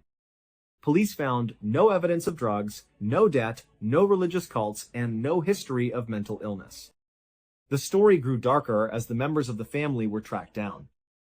Rihanna was found hiding in the back of a utility truck miles away in a catatonic state. She didn't know her name, she couldn't recognize her surroundings, and her eyes were glazed over, as if her mind had simply shut down to protect itself from something invisible. Mark and Kobe, meanwhile, kept driving, separated, and then were found in various states of agitation and paranoia across Victoria. By Saturday, the entire family was accounted for, but the mystery only deepened.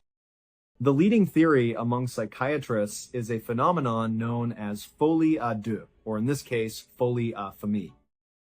It is a rare, devastating psychological event where one person, gripped by a delusional crisis, manages to infect the minds of those closest to them.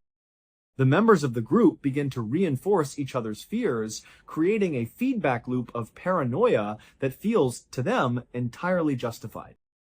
They weren't crazy in the traditional sense, they were trapped in a mutually constructed reality. When the dust finally settled and they returned to their farm, they slammed the door on the public. They offered no interviews, no justifications, and no apologies. They chose to disappear into the silence, leaving the rest of us to wonder, what if we were all just one small push away from losing the world we know? Ewa Wisniewska was not a woman prone to fear. In 2007, she was the world's top-ranked female paraglider, a woman who treated the sky as her office. On February 24 at Mount Bora in Australia, she was preparing for a major competition. The sky was an ominous, bruised gray, but Eva was determined to get one last training flight in before the season began. Her team cautioned her, but she trusted her glider, and more importantly, she trusted her own instincts. The launch was perfect. For the first 12 miles, it was a dream flight, smooth, steady, and exhilarating. Then, she saw them. Two massive thunderstorm clouds loomed ahead. They weren't just clouds, they were mountains of vapor that seemed to swallow the horizon. Most of the other pilots had seen the storm and grounded their flights, but Ewa and two other men decided they could dodge the edge of it. They were wrong. The two clouds collided, creating a massive 12-mile-wide cumulonimbus cell, a supercell that transformed the atmosphere into a vertical wind tunnel. A violent updraft caught them, pulling them upward with a force that defied physics. Ewa's companion, a man from the Austrian team, managed to spiral his way out of the grasp of the updraft, but as he descended, he watched in horror as the Chinese pilot and Ewa were sucked into the dark, churning throat of the storm. Inside the cloud, Ewa felt like she was trapped in a rocket. She was being lifted at 60 feet per second. The roar of the thunder was deafening, vibrating through her very bones. It was pitch black, saved only by the blinding, flickering veins of lightning that cracked the air around her. She was being pulled toward the eye of the storm, the most violent place on Earth. She reached the top of the cloud, but the updraft didn't stop. She hit the altitude of 32,634 feet, that is higher than the summit of Mount Everest. She was in the upper atmosphere, where the air is thin and the cold is absolute. Everything she touched turned to ice. Her face, her gloves, the fabric of her glider. Lack of oxygen took its toll, and Eva lost consciousness. She was drifting in the frozen silence of the stratosphere, a woman floating at the edge of space, her glider encased in a shell of ice. She should have died then and there, a frozen statue suspended in the heavens. But then, after 45 minutes of drifting in the void, a piece of ice on one side of her glider fractured. The wing collapsed, throwing her into a terrifying, uncontrolled freefall. She began to plummet back toward the earth, still unconscious, spiraling down through the heart of the storm. It was a plunge that should have shattered her body upon impact, but as she fell through the lower, warmer layers of the clouds, the sudden change in air pressure and the violent turbulence acted as a jarring alarm. Her glider, whipped by the wind, miraculously snapped open. The sudden, violent jerk of the canopy fully inflating jolted Ewa awake. She gasped for air, her senses rushing back as she realized she was falling toward the ground. She took hold of the toggles, corrected her descent, and made a crash landing in a field. She was battered, bruised, and suffering from frostbite, but she was alive. When she was taken to the hospital, the doctors could barely believe their diagnostic charts. Aside from the injuries from the hail and the cold, she was healthy. Ewa had reached an altitude that no unprotected human in history had ever survived. She had been higher than a commercial jet, in the middle of a thunderstorm, and she had walked away to tell the tale. It was a reminder that while humanity is small, there are moments where we can survive the impossible, and that sometimes the world is much bigger and much more mysterious than we dare to imagine. 3 stories. 3 different manifestations of the world's hidden complexity. Mike Anderson, the man who was a ghost in the system, the Trump family who fell into the dark, shared architecture of their own minds, and Ewa Wisniewska, who stood on the edge of the sky and survived. They remind us that the world is not as solid as it seems. There are cracks in the foundation, there are mysteries in the clouds, and there are truths that remain just out of reach. If you enjoyed today's deep dive into the strange and the dark, make sure you leave a comment below. What was the secret you found in today's episode? Let us know the timestamp. And remember, subscribe and turn on those notifications so you don't miss our upcoming uploads. Stay curious, stay cautious, and until next time, see you. In the end, after 3 years of experiencing some of the most severe military training on the entire planet, I was finally able to achieve my objective. During the time that I was serving as a Navy SEAL, I had joined my first unit, which was classified as SEAL Unit 2 and was located in the state of Virginia. I was a part of a platoon that consisted of 25 persons, and I had just recently finished all of the pre-deployment training that we had planned. After stepping off the bus for the very first time at boot camp, it had been almost 3 years to the day since that moment. While I was getting ready to embark on my first deployment as a Navy SEAL to Afghanistan, I was also getting ready to embark on that tour. On the other hand, I can tell you right now that none of the training, none of the simulations, and none of the war stories recounted by the more experienced people could have ever prepared me for how strange and intense my first few weeks in that nation would be. I can say this because this is something that I can say with absolute certainty. The majority of the time, the travel to Afghanistan is nothing more than a protracted and laborious journey across the country. Despite the fact that you are crammed inside a military cargo jet, you are making an effort to get some sleep while also mentally preparing yourself for what that lies ahead. Everything, on the other hand, is different the instant you enter the airspace of Afghanistan. Despite the fact that the pilots' voices appear to be calm, you can hear a change in their tone when they communicate with one another through the intercom. They are going to inform you when you have exceeded the limitations that are considered acceptable.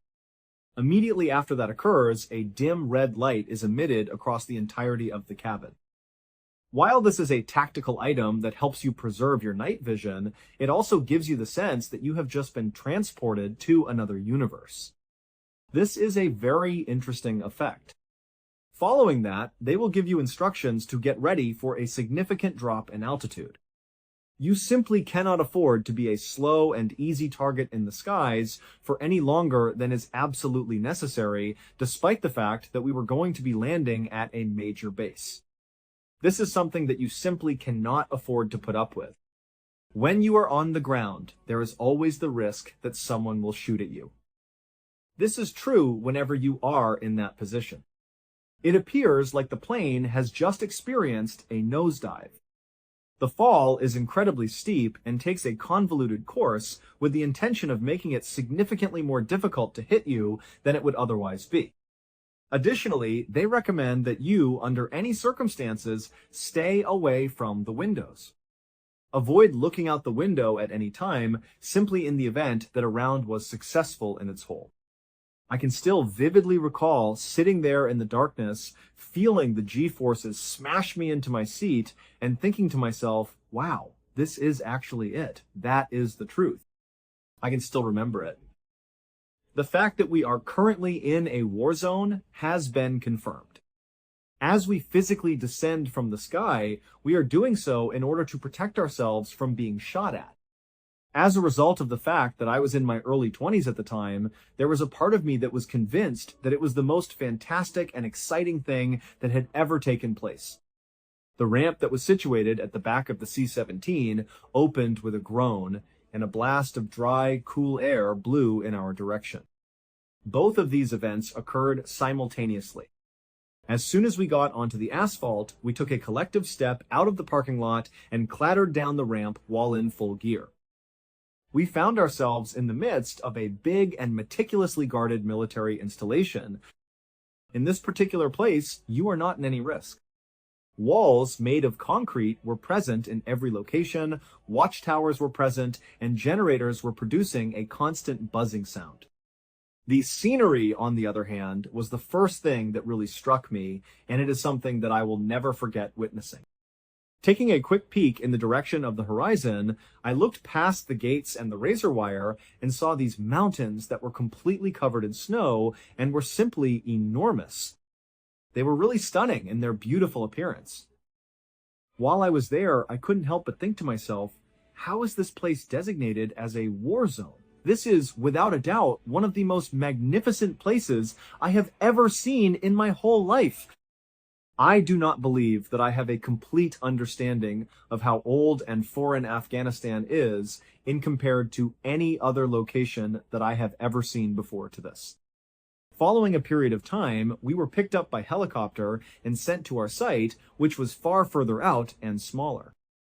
The SEAL team that we were relieving, the guys who were ready to head home, wanted us to go out on an operation with them on that very first night.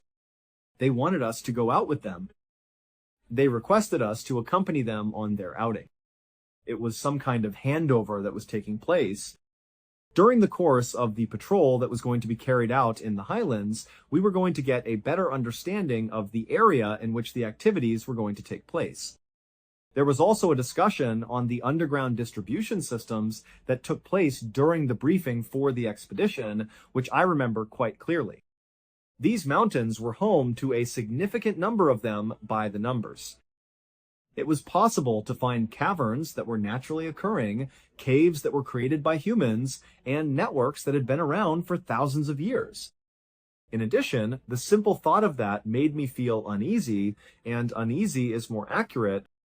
The prospect that we would be strolling about in the middle of the night, in the middle of these mountainsides, in this entirely strange and desolate location, and that there may be folks lurking in holes in the ground right under our feet was a terrible thought.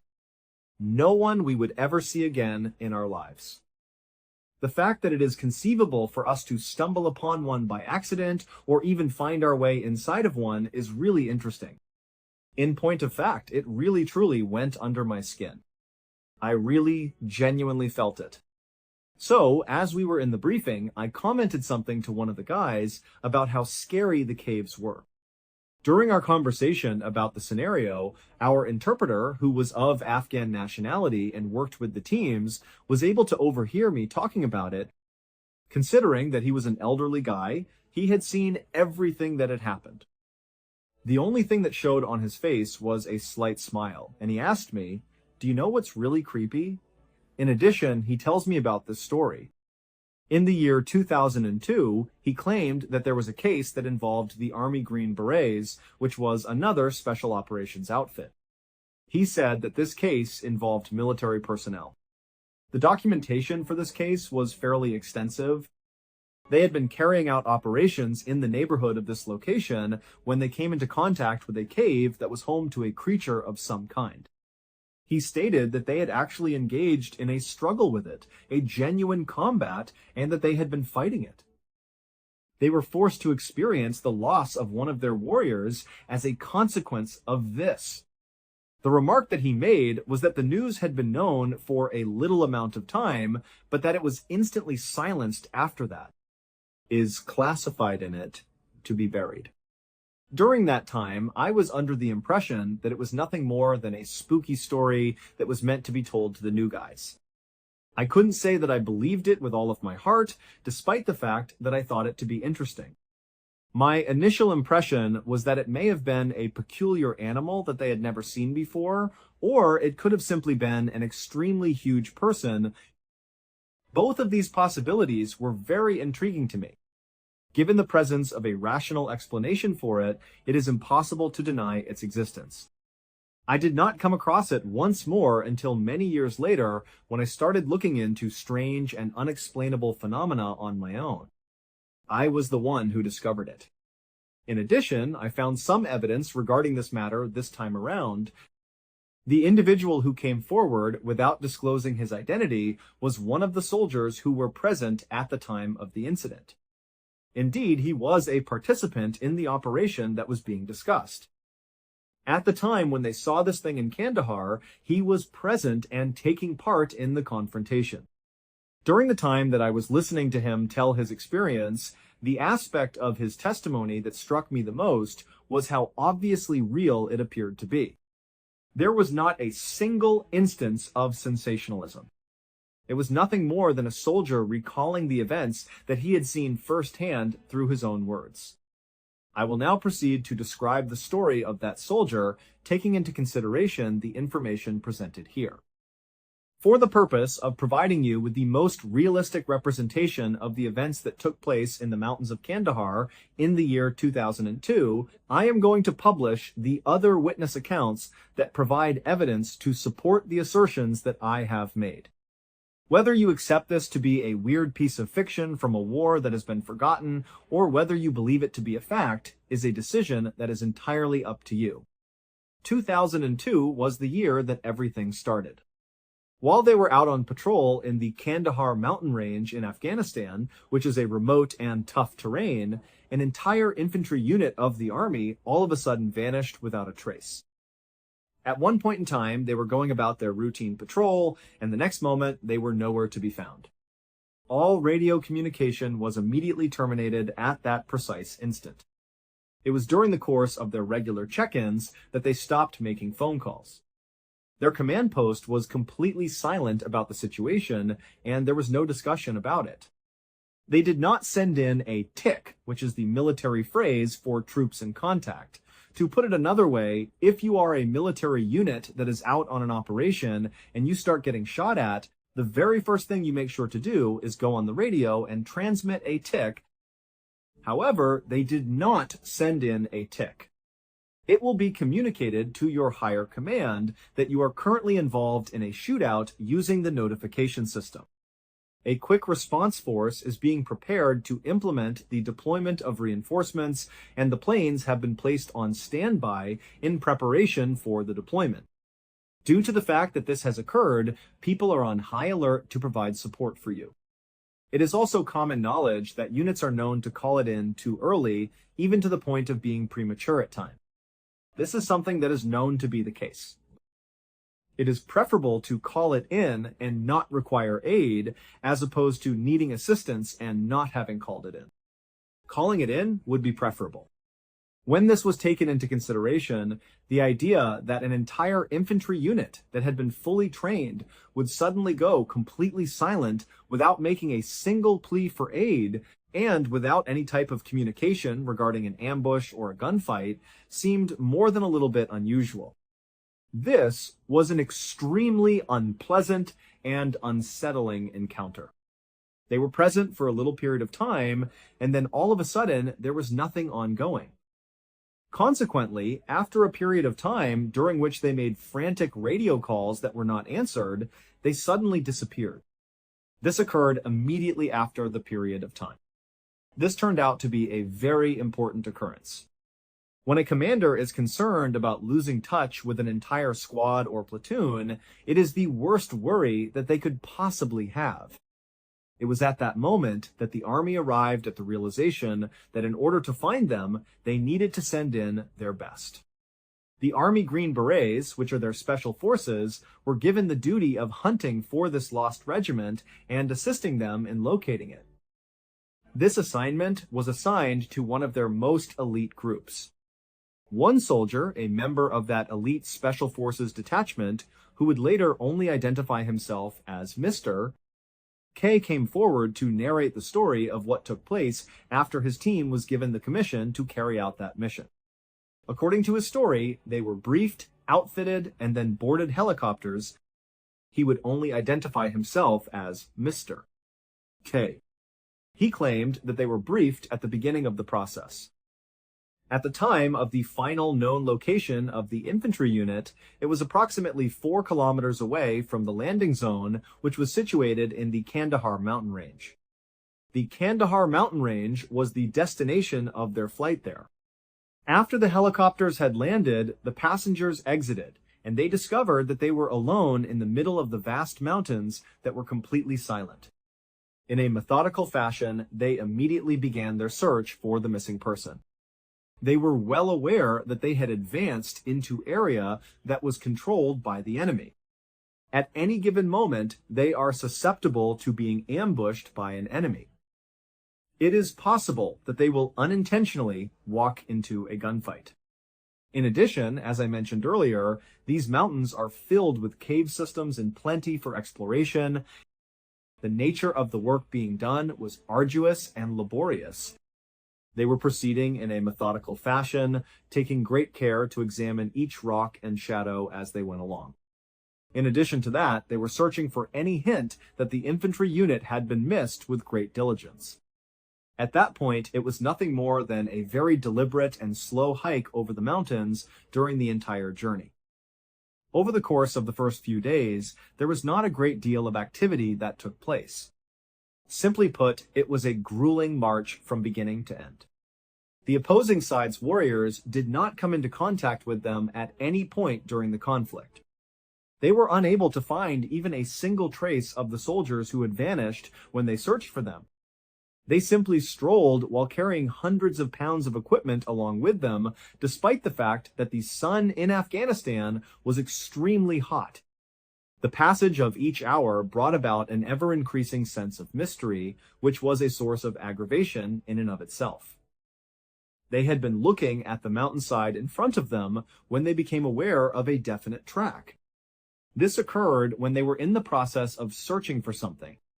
Despite the fact that it was leading up the slope, it seemed to loop around a corner and fade further from view.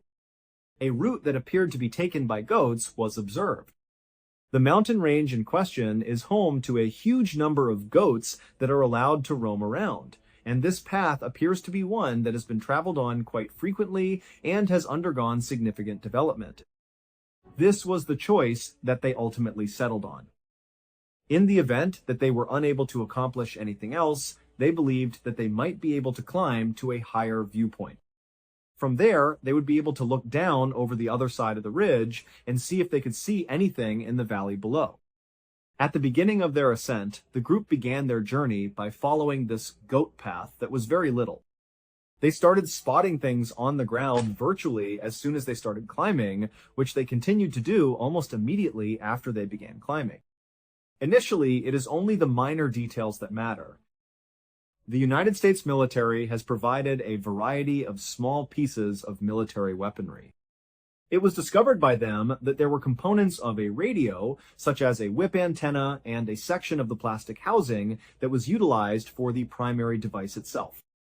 On the other hand, they came upon a backpack that had been left on the side of the trail and had a design that was reminiscent of the military.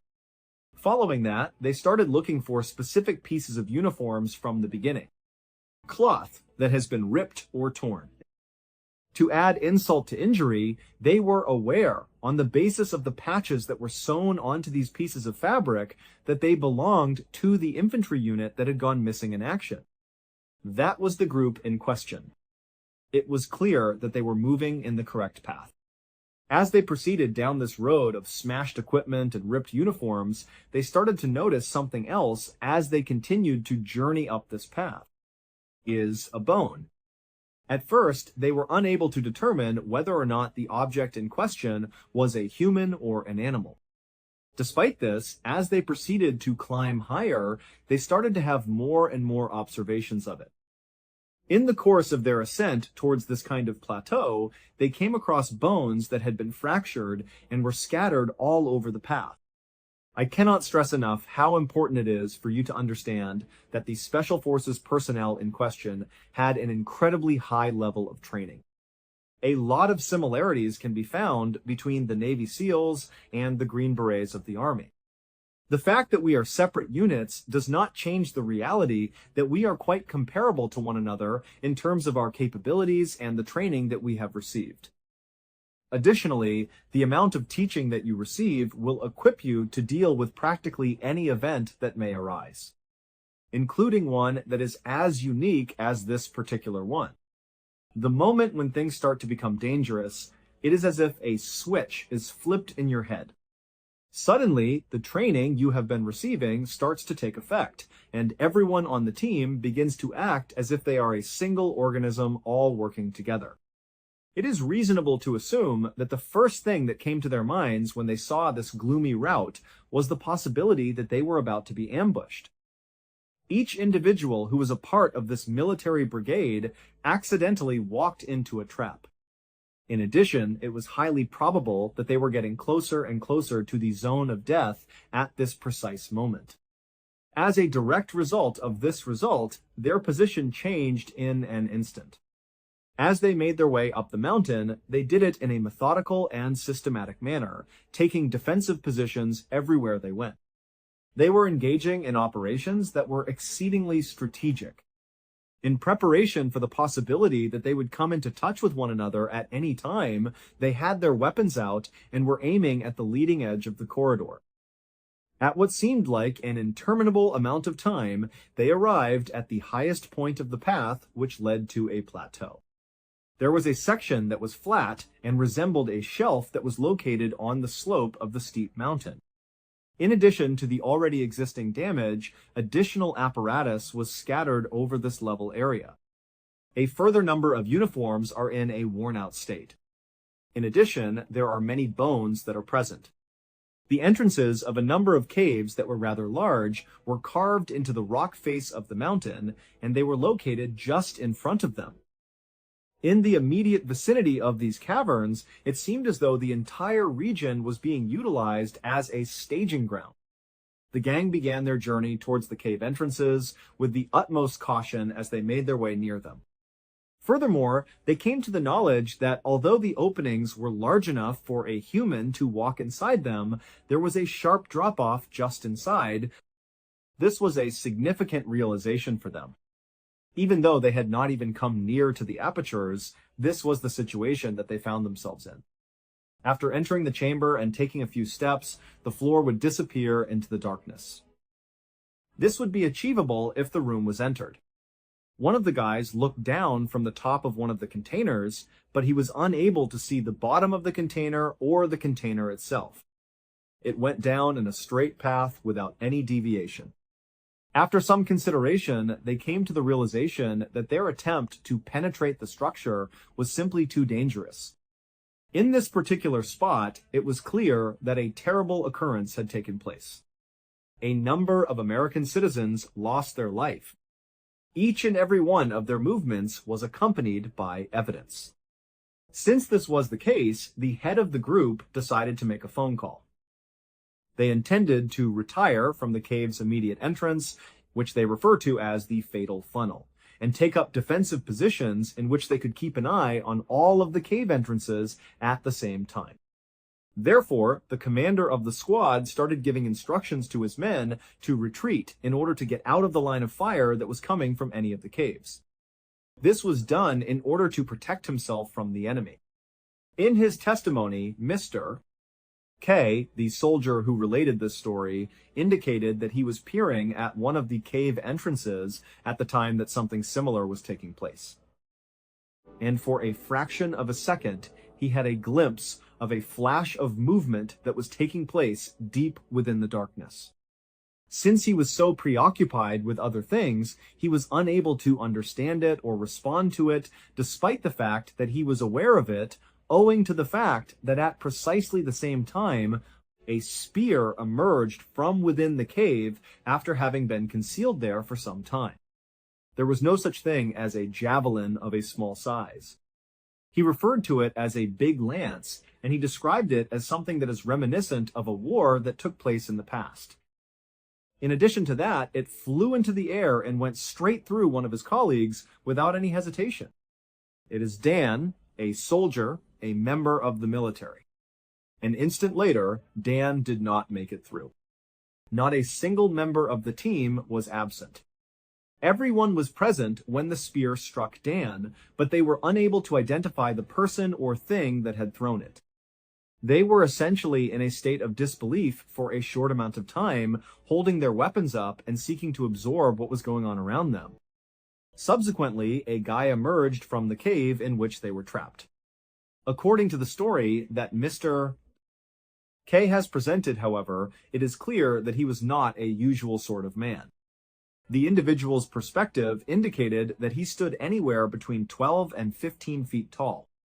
In addition to his long, matted red hair that reached down below his shoulders, he wore a wild, matted red beard. His hair came down to his shoulders.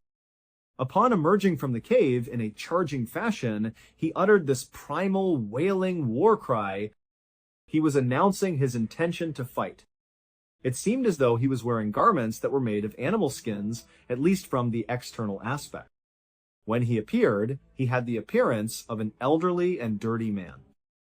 In addition to the fact that he ran directly over to the location where Dan was laying on the ground, it was pretty obvious that he wanted to withdraw the big spear from Dan's body and use it once more. Nevertheless, by this time, the remaining members of the squad had recovered from their state of shock and were ready to continue. When they saw this enormous creature charging their fallen companion, it was the sight of this monstrosity that brought them back to the current time. And then they began firing their weapons. Every single one of them launched their assault on the target on their own terms. Even those who were big had little hope of putting up a fight against those who were the enormous. It was also during what Mr. K described as around 30 seconds of steady, controlled firing from a team of very competent Special Forces personnel that the behemoth was brought down. On the other hand, there was total silence after that. After some time had passed, the dust calmed down. The firing of the firearms came to an end. Each and every member of the crew was simply standing there, taking a few deep breaths, and attempting to make sense of the events that had just taken place. Dan was in a gloomy phase. This gigantic object was resting in the earth at the time. Despite their best efforts, they approached Dan with extreme caution in an effort to check on him, but it was already too late. We were no longer able to contain him. In order to make their way back to their higher headquarters, they turned on the radio and made a phone call. In addition, when it came to explaining what had just taken place, they did their very best to do themselves justice. In the course of the conflict, it was stated that a solitary American had been slain. In addition, they stated that the person who carried out the attack was a very large entity, most likely a human being, who had launched a missile that ultimately led to Dan's death. Consider the level of bewilderment that must have been experienced by the individual who was on the receiving end of that radio call. Nevertheless, Command took it extremely seriously, regardless of what was stated about it. They sent out 2 helicopters in order to get to their area when they eventually arrived. One of the aircraft was a standard medevac helicopter, and it was used to recover Dan and the other members of the crew. One of the other helicopters was a Chinook, which was a heavy-lift cargo helicopter. It was equipped with a big cargo net that was attached to it. To be more specific, it was there to lift the body of this massive creature that at that very time resembled a human being. It was something that fascinated them and piqued their interest. As Mr. K has stated, the team that was executing the rescue had an extremely difficult time wrapping the cargo netting around the big creature that they were retrieving. To put it very plainly, it was enormous. At the time that it was ultimately completed, they estimated that it weighed more over 1,100 pounds. In addition to that, it possesses a number of other distinctive qualities. There were a total of 6 toes on each of its feet. Furthermore, each hand had a total of 6 fingers as its constituent parts. After everything was said and done, they were successful in loading it into the net, and the helicopter then proceeded to strung it up below its fuselage before lifting off and flying away to a safe area before landing. The team, along with their brother Dan, who had passed away, boarded the other helicopter and flew back to their center of operations at the same time. As soon as they touched down on the ground, they were looking forward to a lengthy debriefing that immediately followed. The plot is about to take a turn that is even more bizarre than the one that has just occurred. The helicopter that was responsible for delivering the giant object made its way to a large airfield where it was received on the tarmac by the crew of a C-130, which is another massive military transport aircraft. This was reported by local news outlets. A couple of years later, the pilot of the C-130 would purportedly make a public statement saying that he had a clear recollection of the event. Additionally, the statement would be made public. In his statement, he claimed to have witnessed a massive individual who stood between 12 and 15 feet tall being transported on board his jet. The fact that he had 6 fingers on each hand and 6 toes on each foot was something that he recalled quite clearly. He also had 6 toes total on each foot.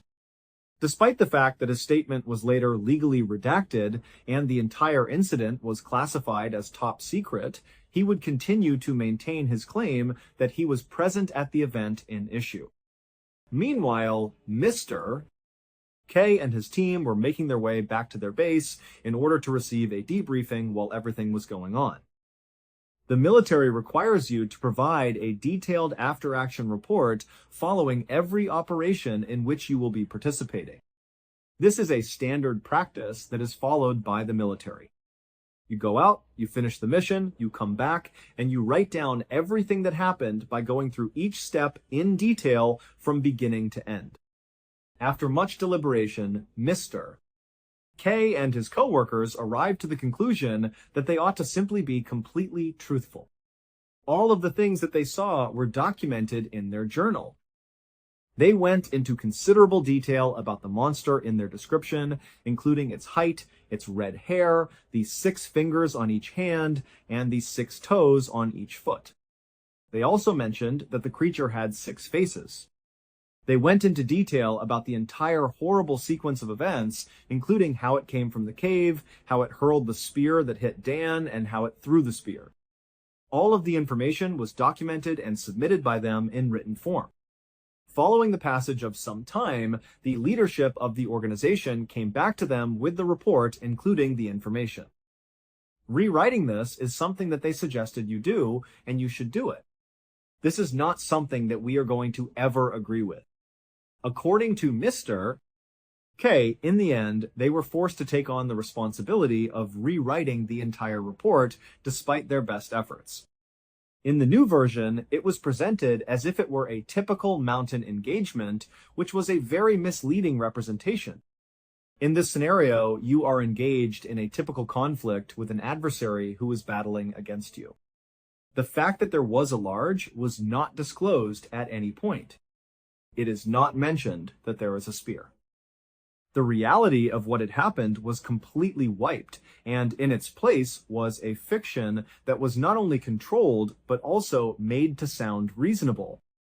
Due to the fact that the report was considered to be of the highest possible confidentiality, they were never able to obtain a copy of it. After then, everything was over. Non-disclosure agreements are contracts that are legally binding and require them to vow to secrecy that they will never disclose about what they witnessed on that specific day in the mountains. Mr. K claims that he and every other member of his team needed to sign these agreements in order to comply with the requirements of the law. Regarding the actual events that had taken place, they were never officially informed of anything that had occurred. It is unknown what the military did with the body of the giant after they had gotten possession of it. Anyway, what were the results of the investigation that was carried out? They were never given any clarification at any point. The instruction was given to each of them to keep this information to themselves and to never bring it up again in conversation. A censorship and top secret status were practically applied to it. In spite of this, they did not. To be honest, not for a very long time. Not until the year 2016 would Mr. K finally come to the realization that, you know what, screw it. He would not come to this conclusion until the year 2016. In light of what he had seen, he made the decision to communicate his findings to the rest of the world. He stated that his close friend Dan had passed away and that the official narrative was a lie regarding his passing. It was necessary, in his perspective, to have a conversation about the truth about what had taken place.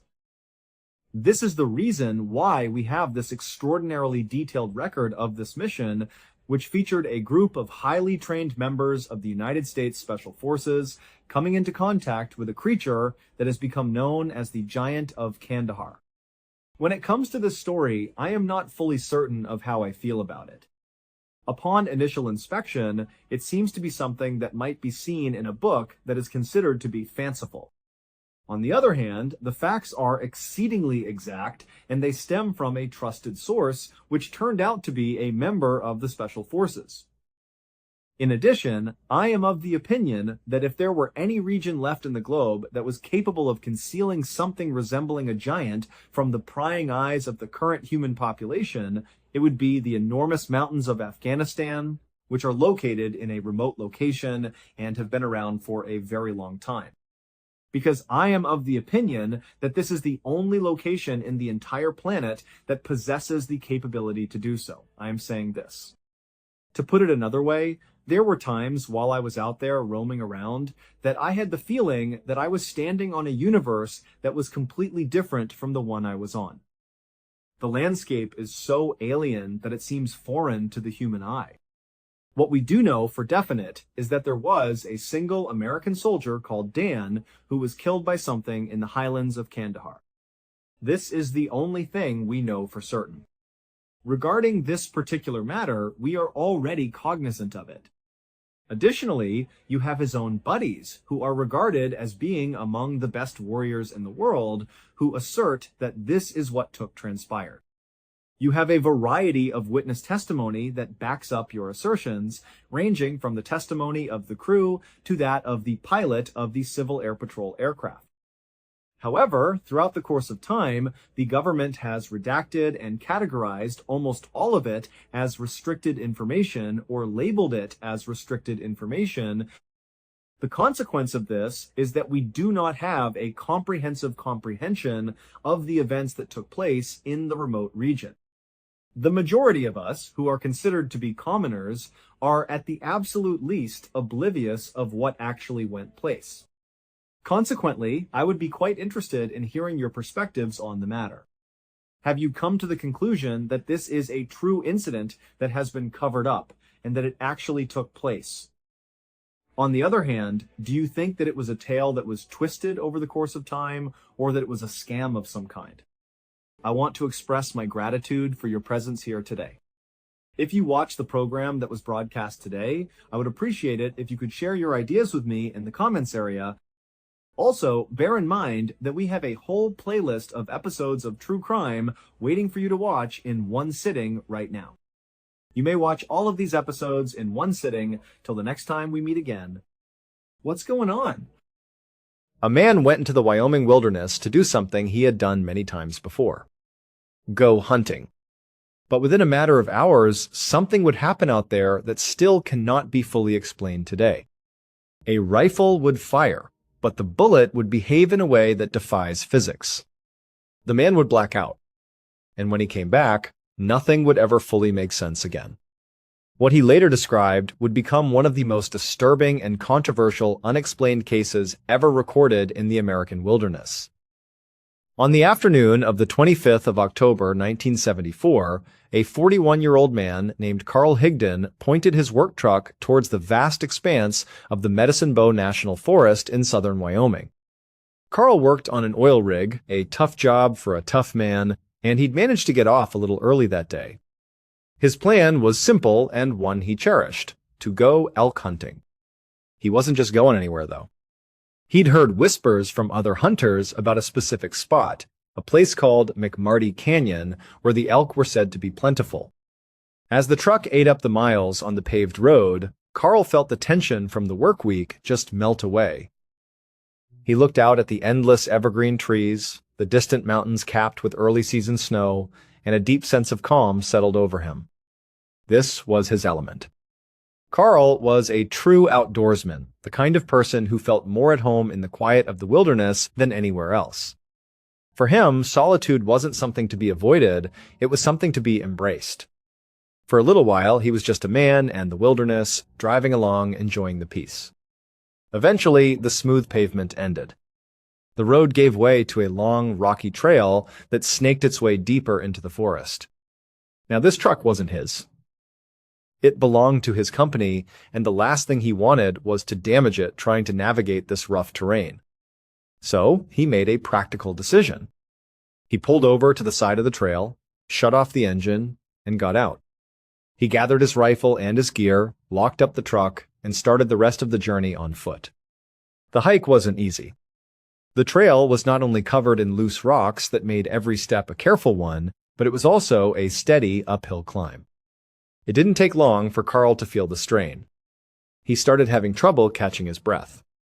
This wasn't just because of the exertion or the altitude. Years ago, Carl had survived a serious bout of tuberculosis. While he had recovered, the disease had left its mark, riddling his lungs with scar tissue. It was a constant reminder, a physical limitation that made strenuous activity a real challenge. But Carl was determined. He wasn't the type to give up easily. He just pushed on, taking it slow. Every few minutes, he'd stop, bend over with his hands on his knees, and just focus on pulling air into his protesting lungs. After about 30 minutes of this slow and steady climb, he noticed a change in the landscape. The dense trees began to thin out, and the sky opened up above him. He had finally arrived. He was standing at the edge of McMarty Canyon. The place had a unique feel to it. It was like standing in a giant natural bowl. The floor of the canyon was mostly flat, covered in shrubs, patches of grass, and a few scattered trees. All around the edges, tall hills rose up, creating that distinct bowl-like impression. Carl stopped for a moment, taking it all in, letting his breathing return to normal. He scanned the area, his hunter's eyes searching for any sign of movement. And then he saw them. Straight across the canyon, grazing peacefully in the distance, was a group of 5 elk. He couldn't believe his luck. To arrive at a spot for the first time and immediately find what you're looking for, it was almost too good to be true. A surge of adrenaline cut through his fatigue. He immediately dropped into a stealthy crouch, using the sparse cover to his advantage. He began to move slowly, deliberately, placing each foot carefully to avoid snapping a twig or scuffing a rock. His focus was entirely on the elk.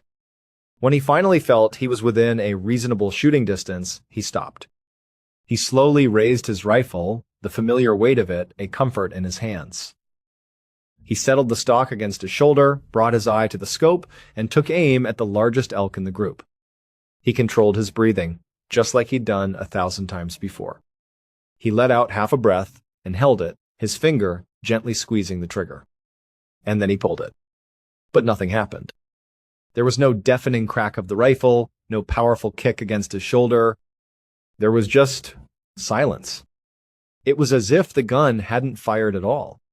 He was confused for a second, thinking maybe the safety was on or the rifle had jammed.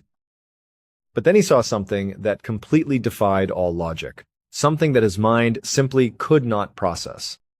At the exact same moment, a dizzying wave of vertigo washed over him.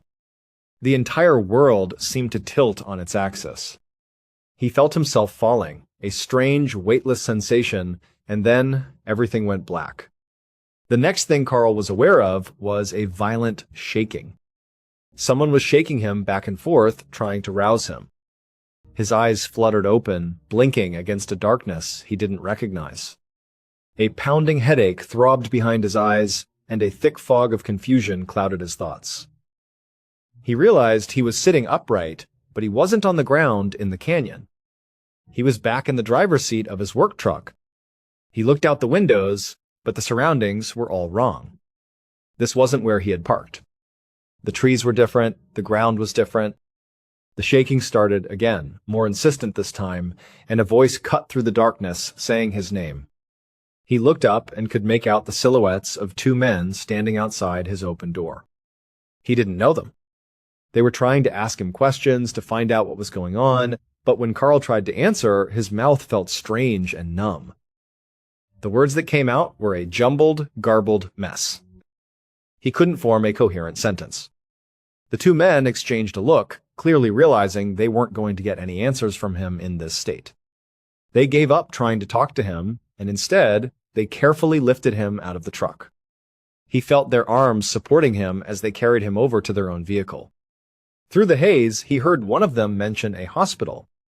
Soon, he was in the back of their car, of two engines started, and they were driving off into the night.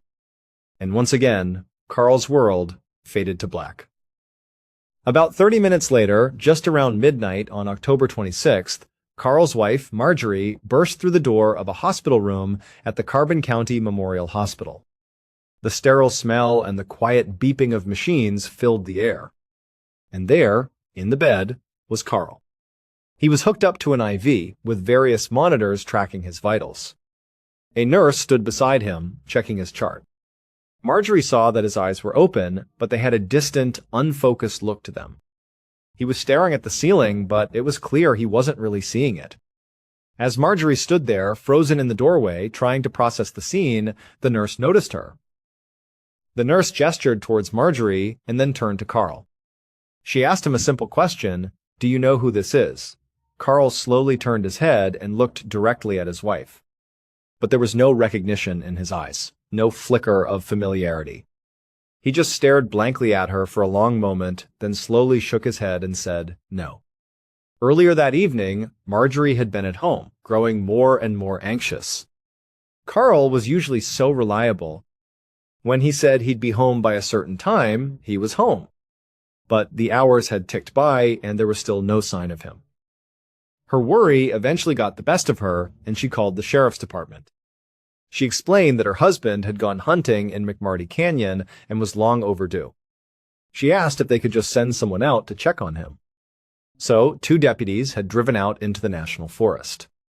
And they were the ones who found him, passed out and unresponsive in his truck. They were the 2 men who had shaken him awake and brought him to the hospital. But the story they told was bizarre. It wasn't just that they had found Carl unconscious. It was where they had found him. His truck was located a full 3 miles away from the main road, stuck deep in a muddy bog. And the strangest part of all was that there were no tire tracks. Not a single one leading to or from the vehicle. It was as if the multi-ton truck had just been dropped from the sky right into the middle of the mud. But at that moment, neither the deputies nor Marjorie were too concerned about the mystery of the truck. Their focus was entirely on Carl, who was lying in a hospital bed, a complete stranger to his own life. The doctor had spoken to Marjorie, explaining that Carl was severely disoriented and appeared to be suffering from profound amnesia. He couldn't remember his own name, let alone what had happened to him out in that canyon. The medical team had done everything they could. They ran a battery of tests, including x-rays and brain scans, searching for any sign of a head injury, a stroke, or anything that could explain his condition. But they found nothing. In fact, according to all the tests, he was in perfect physical health. There was no injury, no medical reason for his amnesia or his disorientation. The staff told Marjorie that since they couldn't find anything wrong with him, they didn't really know how to treat him. For the time being, all they could do was keep him under observation. Marjorie sank into a chair beside her husband's bed, her mind reeling. Nothing made sense. She was about to ask the nurse another question when Carl's body suddenly tensed up. He started looking around the room frantically, his eyes darting from one corner to the other as if he was searching for something desperately important. Then he started to speak, his voice agitated. "Where are my pills?" he asked, to no one in particular. "Where are they?" Marjorie had no idea what he was talking about. Carl didn't take any regular medication. The nurse was just as confused. Trying to soothe him, Marjorie reached out to take his hand. But the moment her skin touched his, Carl recoiled. He yanked his hand away and stared at her with a look of alarm, as if a complete stranger had just tried to touch him. It was a heartbreaking moment for Marjorie, seeing the man she loved look at her with such fear and confusion. 2 days passed. Carl slowly began to surface from the fog. He started to remember small things. He remembered his own name. And, to Marjorie's immense relief, he finally remembered who she was. Since all the medical tests continued to show that he was physically unharmed, the hospital decided to discharge him. The doctors theorized that perhaps being in a familiar environment back in his own home would help jog his memory and bring him back to normal. But when they got home, it quickly became obvious that Carl was not okay. He wasn't getting better. He was incredibly quiet, which was completely out of character for the usually talkative man. He would sit for hours, just staring into space. And when he did speak, it was often in that same frantic, nonsensical way he had in the hospital. He would suddenly get agitated, looking around the house, asking about his pills. He also started saying something new, something equally strange. He kept telling Marjorie that someone had stolen his elk. Marjorie would try to question him gently. "What pills, Carl?" "What do you mean someone took your elk?" But he couldn't explain. It was like he had these fragments of memory floating in his mind, but no context to put them in. He seemed just as confused by his own thoughts as she was. It was as if he was a prisoner in his own mind, haunted by memories that didn't make sense. Then, a few days after they returned from the hospital, something shifted. Carl came to Marjorie and told her he remembered something. A new specific memory from the hunting trip had surfaced. He described being in McMarty Canyon, seeing the elk, and raising his rifle. He told her again about pulling the trigger and how there was no sound and no kickback. But then he added the detail that he hadn't been able to articulate before. He said he saw the bullet leave the barrel of the rifle, but it was moving in extreme slow motion. He said it was like watching something move through thick syrup. He could see it tumbling end over end as it traveled slowly across the canyon. And then, he said, the bullet seemed to hit an invisible wall in midair. It just stopped dead. And then the truly impossible part happened. He watched as the bullet seemed to turn itself inside out, flattening into a strange metallic disc before it simply fell to the ground. He said that as he watched the flattened bullet fall, he felt himself fall with it, and that's when he blacked out. Marjorie listened to this story, and her first thought was that it had to be a hallucination. Maybe his mind, desperate to fill in the huge blank spot in his memory, had simply invented this bizarre and impossible scenario. It was the only explanation that made any sense. But a few days later, that changed. Marjorie was doing laundry, going through the clothes Carl had been wearing on the day of his hunting trip.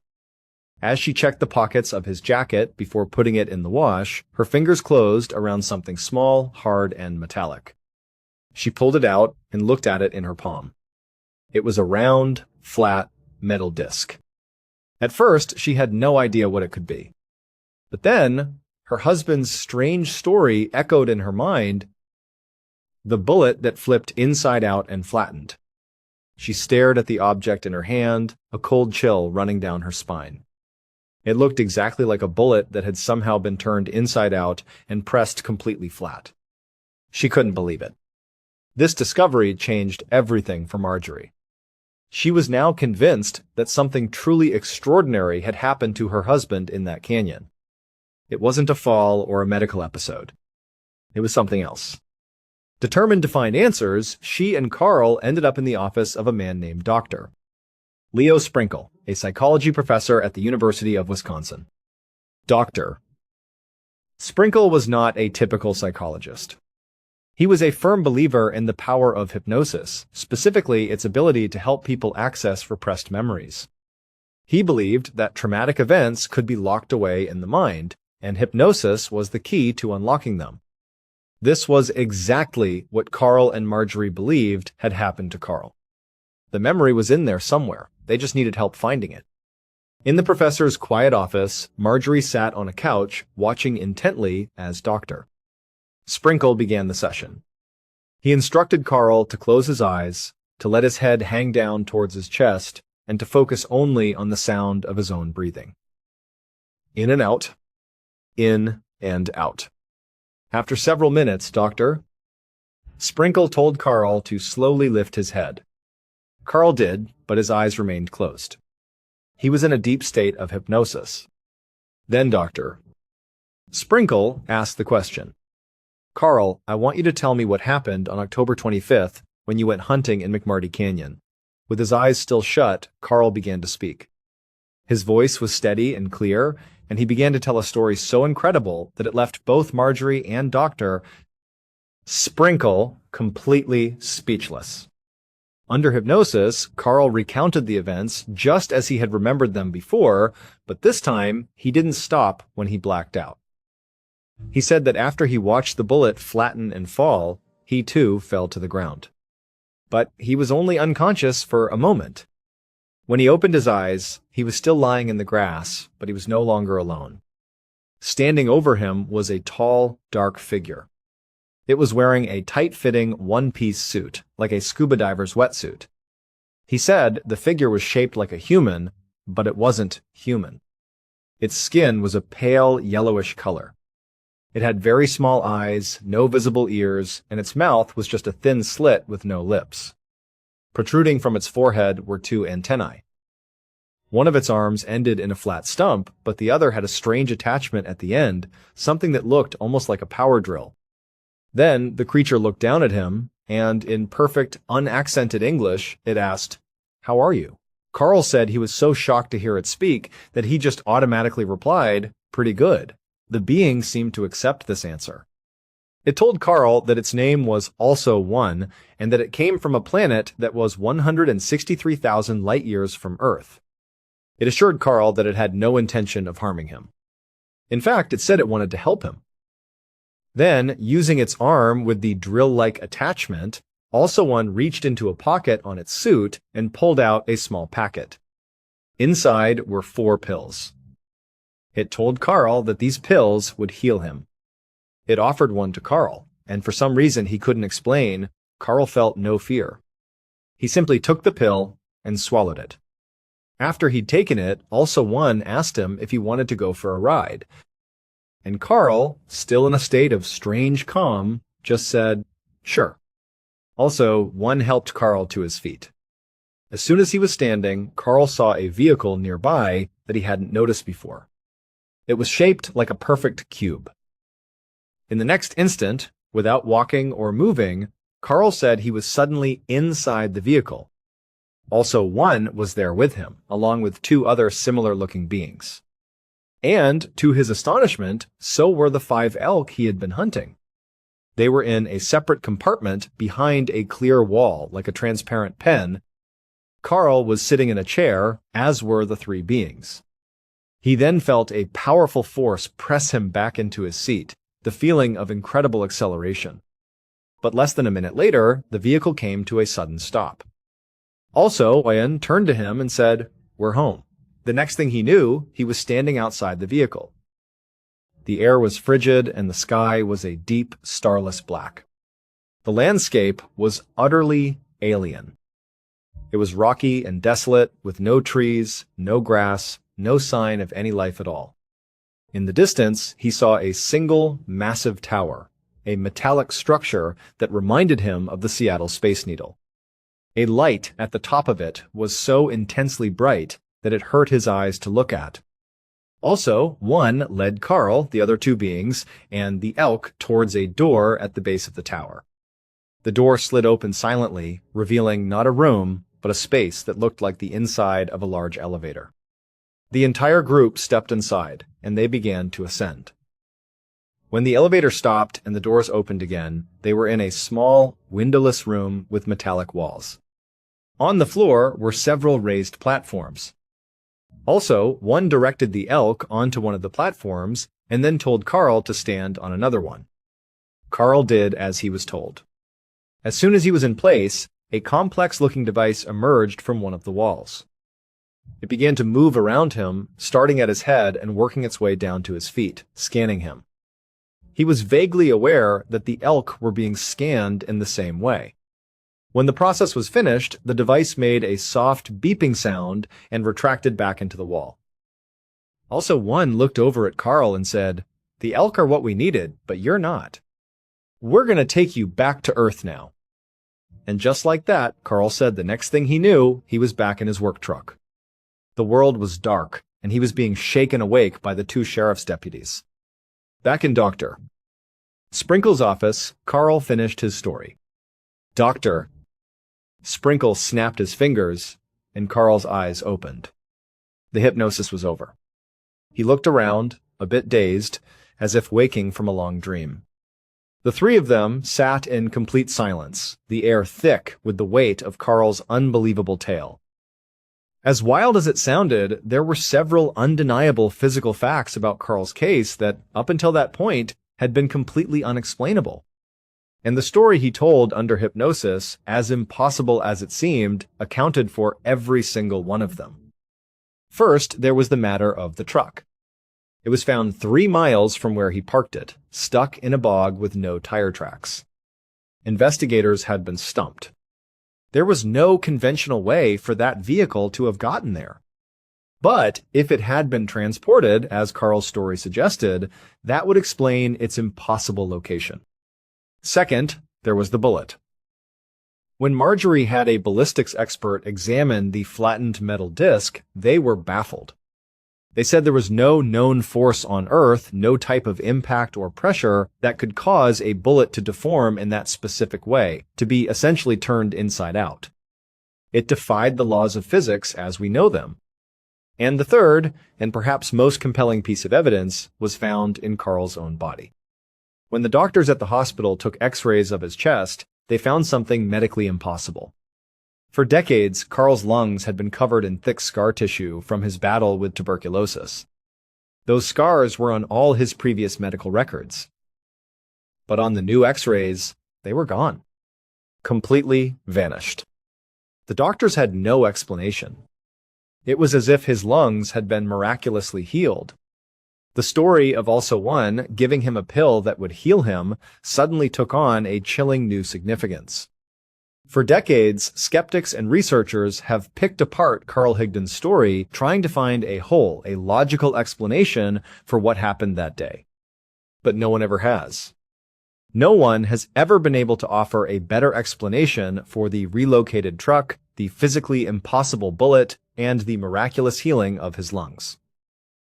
Because of this, the strange and unbelievable account of a Wyoming oil rigger remains one of the most credible and deeply unsettling alien abduction cases ever recorded. And to this day, there is still no clear explanation of what really happened to Carl Higdon in that forest. Some people believe it was a psychological breakdown. Others point to a series of coincidences that science is still struggling to fully explain. And a few people believe that it is something much more concerning than we are willing to accept. Because no matter how you look at it, 3 things remain true. A man ventures into the wilderness of Wyoming and returns with missing memories. A piece of metal that shouldn't exist. And a body has somehow been cured of a disease he had carried for decades. So the question is not just what happened to Carl Higdon. Are we really ready to know the answer? Hundreds of people survived the crash of Eastern Airlines Flight 401. But in the years that followed, some of those survivors, along with pilots, flight attendants, and even airline executives, would claim they kept seeing members of the dead crew still walking the halls of the aircraft. And the strangest part? The sightings only happened on planes built with salvaged parts from the wreckage. This is the story of Flight 401. Around 8:30 inches the evening on the 29th of December 1972, the sprawling terminals of JFK International Airport in Queens, New York, were buzzing with the usual holiday travel chaos. Amidst the noise, an announcement echoed through the terminal. Eastern Airlines Flight 401 to Miami, Florida, was now boarding. Over the next half hour, 176 people, including 13 crew members, boarded the massive aircraft. Once everyone was seated, the crew began their final preparations for takeoff, a routine they had performed countless times before. But Flight 401 was no ordinary plane. The aircraft was a Lockheed L-1011 TriStar, one of the newest and most advanced passenger jets in the world at the time. It was enormous, capable of carrying hundreds of passengers, with a cabin so wide it had 8 seats across each row. To many travelers, stepping inside felt less like boarding an airplane and more like entering a flying hotel. The L-1011 was also designed unlike almost anything passengers had seen before. Beneath the main passenger cabin was an entire lower level accessible only by 2 tiny crew elevators near the back of the aircraft. Down there was a massive galley kitchen filled with ovens and refrigerators, along with a private lounge where crew members could rest during long flights. The lower deck felt strangely isolated from the rest of the plane, almost like a separate world hidden beneath the passengers above. And the man responsible for guiding this massive aircraft through the night was Captain Bob Loft. He was 55 years old, a veteran pilot who looked every bit the part of a classic airline captain. He had a commanding presence and was known for his striking good looks. But more importantly, he had an incredible amount of experience with over 30,000 hours logged in the air. For anyone unfamiliar with aviation, that is a staggering amount of time. To his colleagues, Captain Bob was known as a perfectionist. He was calm, confident, and had a reputation for staying composed under pressure. He was exactly the kind of person you'd want flying your plane. The man in charge of this magnificent machine that night was Captain Bob Loft. He was 55 years old, a veteran pilot who looked every bit the part of a classic airline captain. He had a commanding presence and was known for his striking good looks. But more importantly, he had an incredible amount of experience with over 30,000 hours logged in the air. For anyone unfamiliar with aviation, that is a staggering amount of time. To his colleagues, Captain Bob was known as a perfectionist. He was a man who exuded a calm confidence and had a reputation for being cool and collected, especially under pressure. He was exactly the kind of person you'd want flying your plane. After Captain Bob boarded the aircraft, he walked directly to the front of the plane and entered the cockpit. He settled into the captain's seat, the one on the front left, a position he had occupied for much of his professional life. A few moments later, he was joined by his first officer or co-pilot, a man named Bert Stockdale. Bert was 10 years younger than Bob, but was also a very experienced aviator. He came into the cockpit, greeted his captain, and sat down in the co-pilot's seat, which was directly to the right of Captain Bob. With the pilot and co-pilot in place, the other two members of the cockpit crew for that evening made their way in. Now, on most passenger jets of that era, the cockpit was a two-person operation.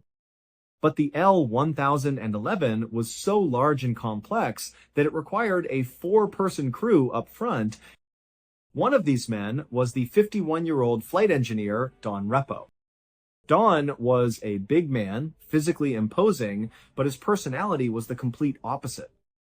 He was known for being gentle, soft-spoken, and very approachable, a guy everyone felt comfortable talking to. Don entered the cockpit, exchanged hellos with the pilots, and took his seat, which was situated right behind the co-pilot, Bert. Seconds after Don sat down, the final man entered the cockpit. He was 47-year-old Angelo Donato. Angelo wasn't actually a member of the flight crew for this specific journey. He was, however, an employee of Eastern Airlines, a maintenance specialist who needed to get to Miami for work. As a company courtesy, he was given a ride on Flight 401. His seat was the fourth and final one in the cockpit, right behind Captain Bob. With the four men settled in, the cockpit door was secured. By about 9:10 p.m., all the pre-flight checks had been meticulously completed. Every system was checked, every dial was monitored, and everything was confirmed to be in perfect working order. All the passengers were in their seats with their belts fastened, and the rest of the crew was in position. Captain Bob Loft communicated with the control tower, got his clearance, and began to taxi the giant L-1011 away from the gate and towards the runway. 10 minutes later, at precisely 9:20 p.m., the plane was lined up. Captain Bob pushed the throttles forward, and the massive engines roared to life. The plane accelerated down the runway, and within moments, Flight 401 lifted off the ground, climbing into the dark winter sky over New York, turning south on its course to Miami. For the next 2 hours, the flight was perfectly, almost boringly, normal. It was exactly what you would want from a cross-country flight. The flight attendants moved through the cabin with their carts, serving drinks and snacks. Passengers settled in, some reading books, others chatting quietly, and many just dozing off. The journey was so smooth and unremarkable that one of the passengers, a man named Jerry Escow, felt compelled to write a letter. He pulled out a pen and some paper and began to write a note to Eastern Airlines, complimenting them on their excellent service and remarking on how wonderfully smooth this particular flight was. His intention was to mail the letter to the airline's headquarters as soon as they landed in Miami. But then, at 11:32 p.m., 2 hours and 12 minutes after a flawless takeoff, the routine nature of Flight 401 came to an abrupt end. The flight was about to transform from a simple trip to Miami into a story that would be told for decades to come. At that moment, Captain Bob began the plane's initial descent and approach towards Miami International Airport. It was a standard procedure, but as he lowered the plane's landing gear, his co-pilot, Bert Stockdale, noticed a problem. An L-1011 jet, like the one they were flying, has 3 sets of landing gear. There are the main wheels that descend from under the left wing, another set that comes down from under the right wing, and a third set that deploys from the nose of the plane. Inside the cockpit, there's a small panel with indicator lights corresponding to each of these sets of gear. When a piece of landing gear successfully extends and locks into place, ready for landing, a small green light bulb on this panel illuminates. It's a simple, foolproof system. But when Captain Bob lowered the gear, Bert noticed that only 2 of the 3 green lights came on. The light for the nose landing gear remained dark. Now, in the minds of Captain Bob and the other experienced men in that cockpit, the first assumption was not that the landing gear itself had failed. This was a brand new, technologically advanced airplane. It had just been inspected before leaving New York. The odds of a mechanical failure with the actual landing gear were incredibly slim. The far more likely culprit, they all believed, was the little green light bulb itself. It had probably just burned out. So, Captain Bob, while continuing his approach towards Miami, decided to cycle the gear. He retracted all the landing gear back into the plane, waited a moment, and then lowered it all again. The thought was that this would reset the system and hopefully the light would come on. But when the gear deployed for the second time, the result was the same. The 2 main gear lights were green, but the nose gear light was still stubbornly dark. Frustrated, Captain Bob knew he couldn't proceed with the landing. You don't land a plane of that size without absolute confirmation that all your landing gear is locked in place. He got on the radio and contacted Miami Air Traffic Control.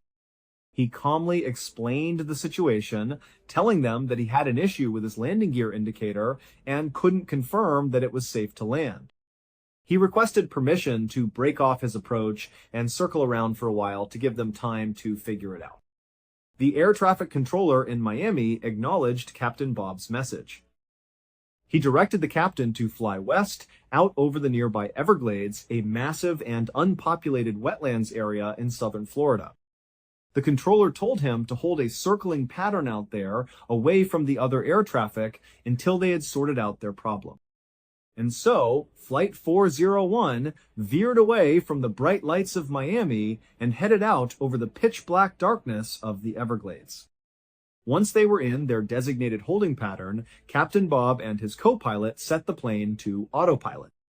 They programmed it to maintain a constant altitude of 2,000 feet and a steady speed of 200 miles per hour.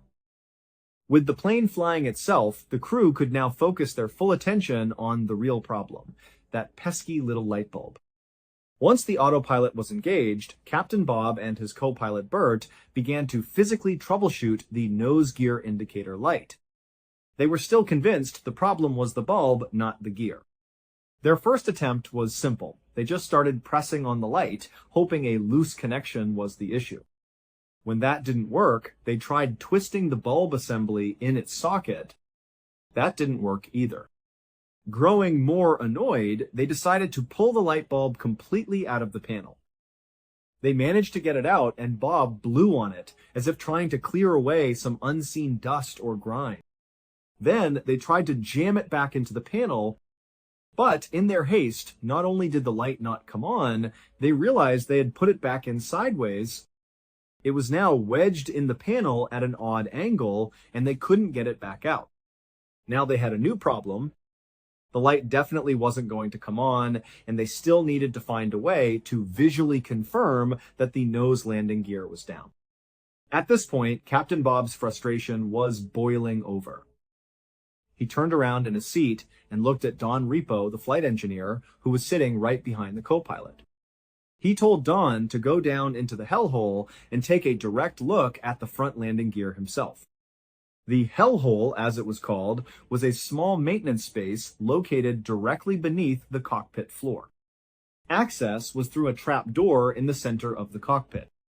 Once you were down in that cramped space, there was a small viewport, a window that looked directly forward towards the front of the aircraft.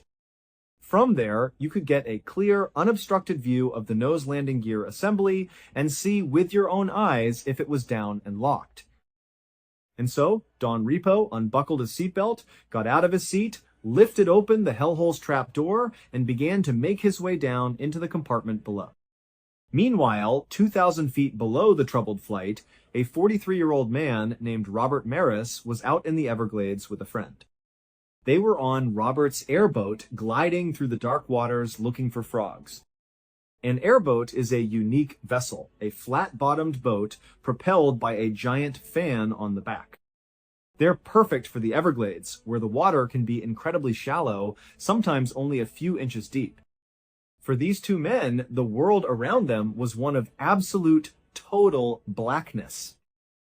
There were no city lights, no buildings, no signs of human life for miles and miles in every direction.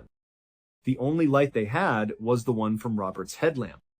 At some point, Robert cut the engine of the airboat, and the two friends stood there in the sudden silence, scanning the dark marsh around them. The night was alive with the sounds of the swamp, the low growl of alligators, the slithering of snakes in the tall grass, and the chorus of frogs. They were just standing there, listening, when something out of the corner of Robert's eye caught his attention. He looked up, and in that instant, he saw a huge flash of orange and yellow light. It seemed to erupt from the ground about 5 miles away from their position. But just as quickly as it appeared, the flash of light dissipated and it was gone, leaving only the oppressive darkness behind. Robert turned to his friend, who hadn't seen it. Robert pointed in the direction of the flash and said, "Hey, let's go check that out." Let's see what that was. He fired up his boat's powerful engine again, and they sped off across the Everglades, heading straight for the spot where he had seen the mysterious light. After about 15 minutes of racing at 40 miles per hour across the dark expanse of water and sawgrass, they finally reached the area where the flash had occurred. And when they got there, Robert and his friend could not believe what they were looking at. About 20 minutes earlier, back up inside the cockpit of Flight 401, a small, seemingly insignificant action had set in motion a catastrophic chain of events. When Captain Bob turned around in his seat to talk to the flight engineer Don Repo and tell him to go down into the hellhole, it's believed that his leg or knee inadvertently nudged the plane's steering column, also known as the yoke. This small, accidental bump was just enough to disengage the L-1000-11's autopilot. The plane was no longer holding its altitude of 2,000 feet. It had entered a very slow, very gradual descent. And tragically, nobody in the cockpit noticed. There were a few reasons for this. First, it was completely pitch black outside. They were flying over the unlit Everglades, and there was no moon that night. Looking out the window would have offered no visual cues, no reference points to indicate that they were losing altitude. It would have just looked like a black void. Second, the descent was so gradual that there was no physical sensation of falling. It wouldn't have felt like they were tumbling out of the sky. It would have felt just like the smooth, level cruising they were expecting. And third, and most critically, all four men in the cockpit were completely and utterly fixated on solving the problem of the landing gear light bulb. Their attention was so tunneled on this one minor issue that they missed a crucial warning. An alarm did actually go off inside the cockpit, a chime designed to alert them that they had dipped below their assigned altitude. But the alarm only sounded once, and it wasn't particularly loud. Amidst their conversation and the focus on their task, the warning went completely unnoticed. And so, not long after Don Repo had disappeared down into the hellhole, the plane, which had been slowly losing altitude all this time, crashed into the Everglades. The impact was a complete and total surprise. No one on board, Flight 401, not the crew in the cockpit, not the flight attendants in the cabin, and certainly not the passengers, had any idea they were in danger until the very last second when they hit the ground. When the massive plane struck the swamp, it disintegrated and exploded in a massive fireball. That was the huge orange and yellow flash that Robert Maris had seen from 5 miles away. So Robert and his friends sped their airboat over to the crash site, and when they arrived, they were the first people on the scene. It was a scene of utter devastation. They could hear the sounds of people screaming, crying, and moaning all around them in the darkness, but they couldn't see anything. The intense fire from the initial explosion had been almost instantly extinguished by the swampy, wet ground. Even though the plane had slammed into the ground at over 200 miles per hour, the angle of impact had been relatively shallow. Because the plane was in that slow, gradual descent, it had more or less coasted into the ground rather than diving straight down. That fact, combined with the soft, muddy terrain of the Everglades, meant that the impact was far less violent than it could have been. And this, miraculously, saved a lot of lives. Dozens of passengers actually survived the initial crash. But many of them were left with horrific injuries, or they were trapped within the mangled wreckage of the plane, or in many cases, both. As Robert and his friend reached the edge of the crash scene, Robert raised his headlamp and began to scan the debris field. The beam of light cut through the darkness, revealing a nightmarish landscape of twisted metal and body parts sticking out of the mud. Then his light fell upon the first survivor he saw. It was a man whose clothes had been completely burned away by the explosion. The only thing he was wearing were the charred remnants of his socks on both ankles. He was still strapped into his airplane seat. When the plane broke apart, his seat had been thrown forward and had landed face down in the mud, pinning the man's upper body and most of his face under several inches of murky water. As Robert's light hit him, the man looked up, his eyes pleading, and he begged Robert and his friend to help him before he drowned. Without a second's hesitation, Robert and his friend jumped off their boat and waded through the jet fuel-slicked water over to the man. They grabbed the heavy airplane seat and pulled it up and out of the water, saving his life. But as soon as they had freed him, they began to hear more calls for help, more desperate screams coming from all around them in the darkness. Robert and his friend worked tirelessly, doing their absolute best to save as many people as they could. But the scale of the disaster was overwhelming. There were simply too many people who needed help and not enough time. About 30 minutes after Robert and his friend had arrived, the first official rescue teams from the Coast Guard showed up in helicopters. They, along with Robert and his friend, would spend the rest of the night pulling survivors from the wreckage and airlifting them to safety. By the time the sun rose the next morning, the grim task was over. There were no other survivors left to be found. In total, 99 people had died in the crash. But, incredibly, 77 people had survived.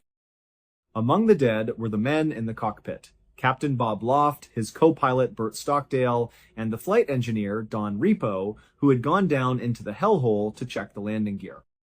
Among the survivors were Angelo Donato, the fourth man in the cockpit, and, ironically, Jerry Escow, the man who had been writing the letter to Eastern Airlines about what a wonderful flight it had been. A major investigation was launched by the National Transportation Safety Board in the aftermath of the crash. Their final report confirmed that the primary cause of the disaster was human error. The crew's obsession with a burned-out light bulb had led them to neglect their primary duty of flying the plane. The investigation also confirmed what the crew had initially suspected. The nose landing gear had been working perfectly fine the entire time. The indicator light hadn't come on simply because the $10 bulb had burned out. Following the investigation, Eastern Airlines did what it could to make amends. They made every effort to provide compensation to both the survivors of the crash and the families of those who had been killed. The airline also instituted major changes to their pilot training programs and cockpit procedures to ensure that a tragedy like this, caused by such a simple distraction, would never happen again. But this was not the end of the story for Flight 401. For almost 3 years after the crash, a strange and terrifying phenomenon began to unfold among the employees of Eastern Airlines. At first, many of these employees who experienced something unusual would report what happened to their superiors.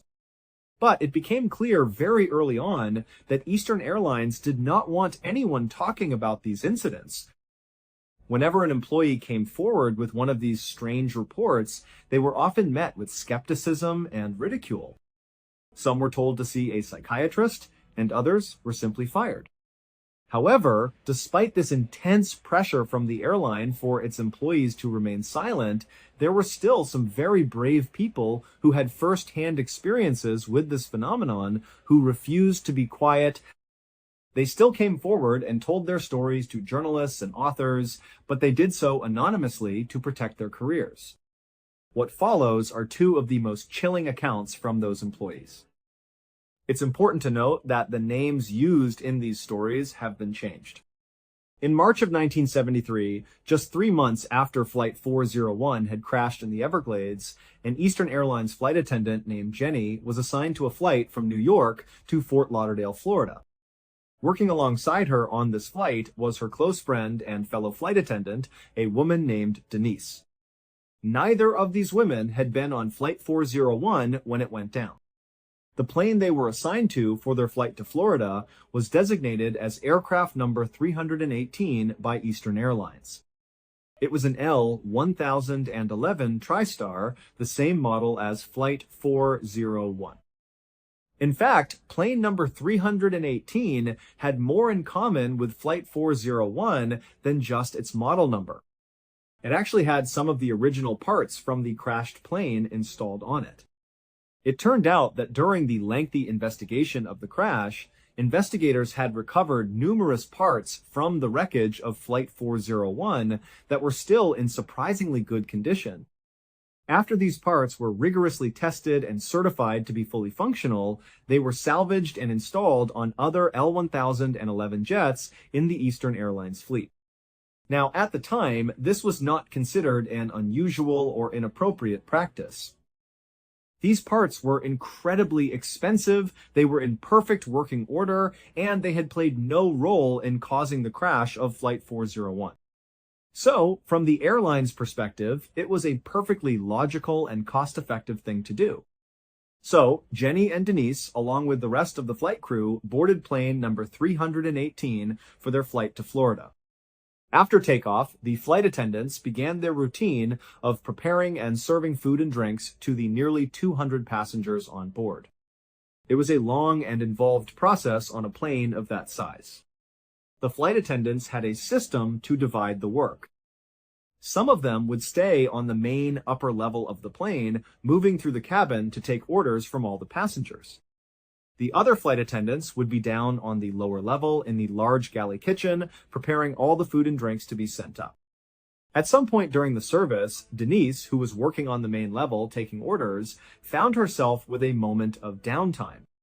She had taken all the orders in her section and decided to head down to the lower level to see if her friend Jenny, who was working in the kitchen, needed any help.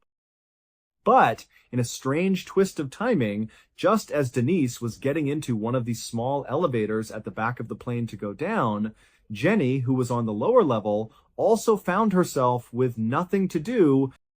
She had already prepared her service cart and was about to go up to the main level to see if Denise needed a hand.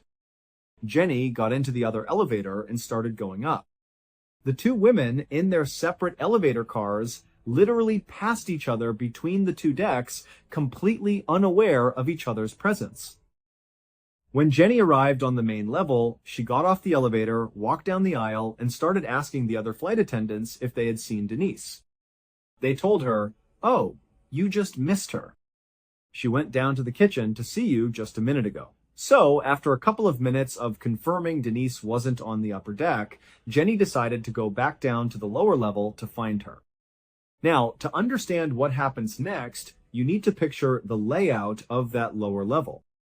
When you came down in either of the two elevators, the doors would open to a view down a long hallway that stretched from the back of the plane towards the front. Stepping out of the elevator placed you right in the middle of the kitchen. It was a very cramped space. On the left side was a long counter with a row of ovens stacked against the wall.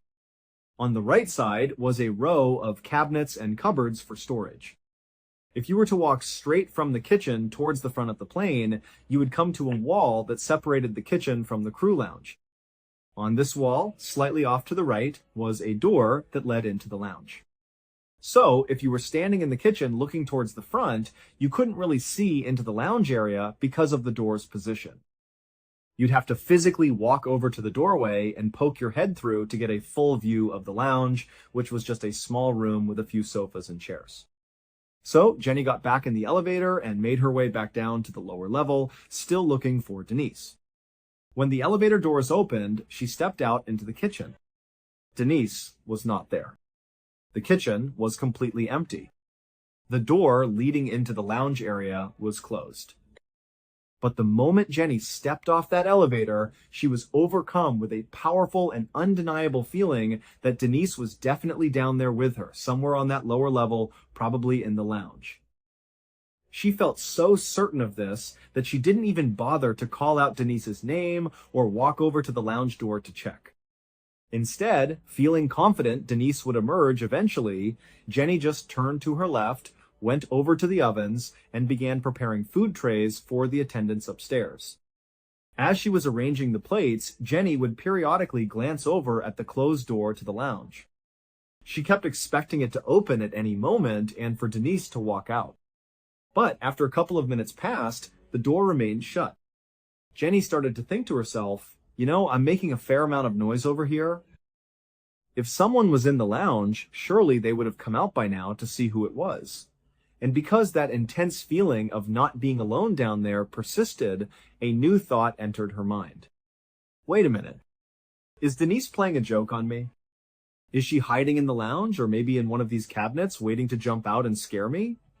The moment she had that thought, a wave of paranoia washed over her.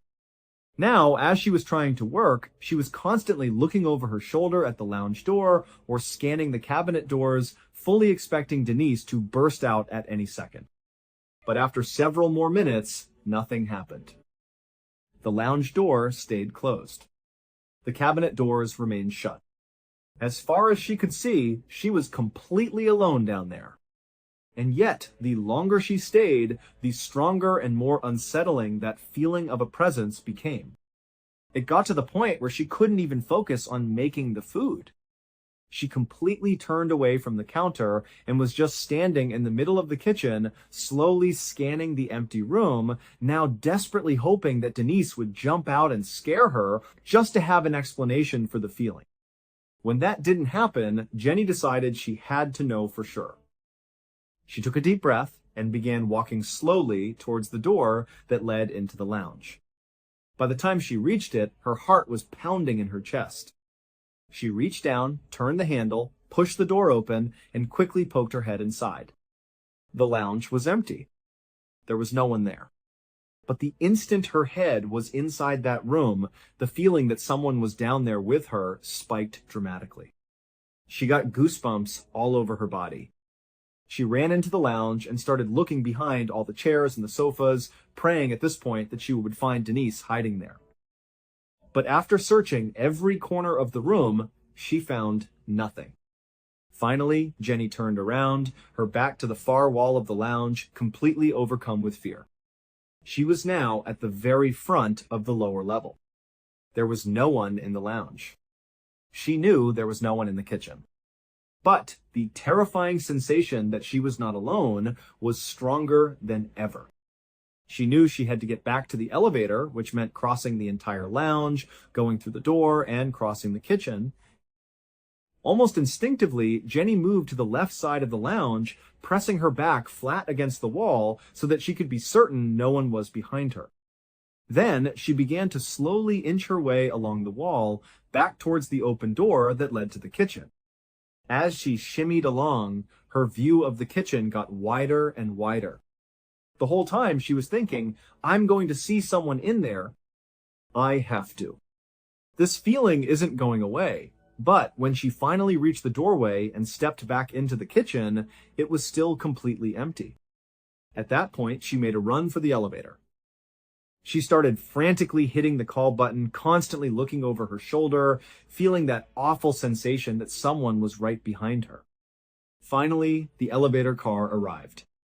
She jumped inside, slammed the door shut, hit the button for the main level, and began her ascent. When the elevator doors opened back on the main level, Jenny practically collided with another flight attendant who was standing right outside, a woman named Mildred. After they both regained their balance, Mildred got a good look at Jenny's face and could see immediately that something was terribly wrong. Jenny was pale, she was sweating, she was shaking. Mildred asked her, "Jenny, are you okay? What's going on?" Jenny just stammered, I don't know. I can't explain what's going on. I don't know. But Mildred, instead of pressing for details, just took her by the arm and said, "Jenny, you need to come with me." Mildred led Jenny to a small crew area behind the elevators, out of view of the passengers. And standing there was Denise. And Denise looked just as bad as Jenny did. She was pale as a ghost, sweating, and looked completely shaken. It turned out that in the few minutes while Jenny had been up on the main level looking for Denise, Denise had been down on the lower level, and Denise's experience had been a mirror image of Jenny's. She said that when she got off the elevator into the kitchen, no one was there. But she immediately had the same powerful sense that Jenny was down there somewhere, a strong feeling that she was not alone. When she opened the door and looked into the empty lounge, it spooked her so badly that she immediately turned around, ran back to the elevator, and went straight back upstairs. And as she was going up in her elevator, she had passed Jenny, who was in the other elevator on her way back down. Once again, they had just missed each other. These two women, who had never experienced anything like this before, had just had nearly identical, terrifying experiences, completely independent of each other, just a few minutes apart, in the exact same location. It was far too much of a coincidence for them to just dismiss it. 1 month later, that same plane, number 318, was sitting at the gate at Newark Liberty International Airport in New Jersey. The flight crew was on board, conducting their pre-flight checks before their morning flight to Miami. After most of the checks were completed, the passengers were allowed to board.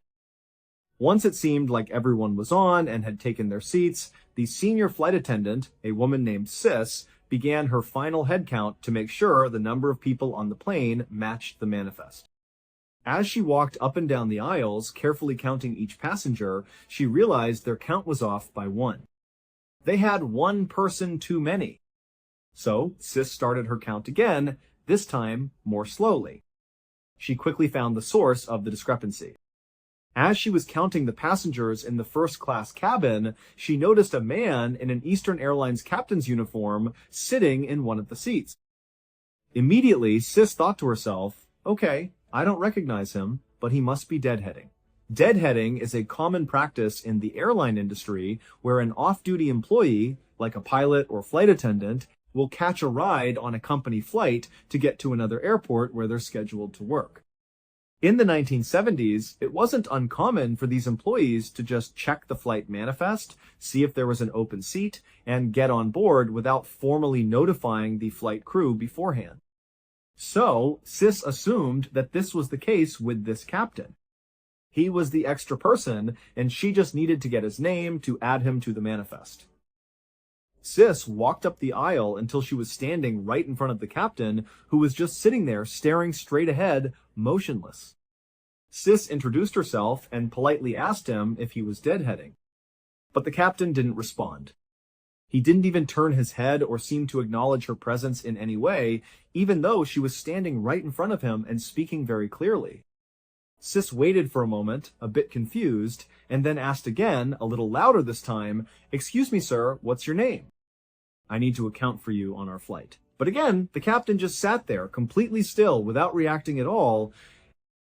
By now, another flight attendant named Diane had noticed the strange interaction and walked over to see what was going on. She watched as Sis tried a third time to get the man's attention, but he still did nothing. Diane and Sis exchanged a puzzled look, unsure of what to do. Finally, Sis said, "Okay, I'm going to go get the captain. He can deal with this." So, Diane stayed in the aisle next to the silent seated man, while Sis walked up to the cockpit to get the flight's actual captain, whose name was George. George came out of the cockpit with Sis, and they walked back down the aisle towards the strange passenger. By the time they got there, several other passengers in the first-class cabin had noticed the commotion and were turned around in their seats, watching this bizarre scene unfold. George, Sis, and Diane were now all standing in the aisle next to the silent captain. George crouched down to get a good look at the man's face, since he was still just looking straight ahead with his hat on, and no one had really seen him clearly. As George knelt down and saw the man's face for the first time, his own face went white with shock. He stumbled backward and gasped, "Oh my God, that's Bob Loft." It was the same Bob Loft who had been the captain of Flight 401 and had died in the crash in the Everglades. George had known Bob well and recognized him instantly. But before anyone, George, Sis, Diane, or the half-dozen passengers who were watching could process what was happening, the seated, silent figure that looked exactly like Captain Bob Loft vanished. He didn't get up and walk away.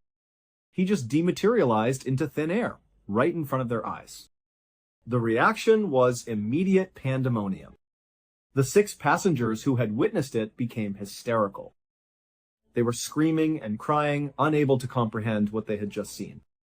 George, Diane, and Sis were also deeply shaken, but they knew they were in charge and had to maintain order. They tried to calm the distraught passengers while their own minds were racing. They told themselves that no one can just disappear. This man had to be hiding somewhere on the plane. They quickly organized a thorough search. For over an hour, the flight was delayed as the crews searched every single part of that plane, every closet, every overhead bin, every lavatory, every nook and cranny, but they found no trace of the man. After a very long delay, and with a very rattled group of passengers and crew, plane number 318 eventually took off.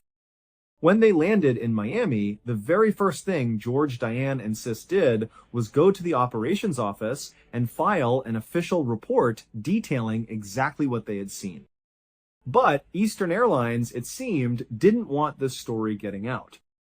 A couple of weeks later, when some other employees heard about the incident and wanted to read the report for themselves, the official logbook where these reports were kept had conspicuously gone missing. And when these employees asked their superiors about it, the official word from the company was that George, Diane, and Sis had never filed any such reports. The airline insisted that there was no vanishing person and that the whole story was a fabrication. But George, Diane, and Sis stood by their story. They knew they had filed those reports. And apparently, some other pilots at the airline had managed to see the reports before the logbook disappeared, and they would later tell others that what they had read was absolutely terrifying.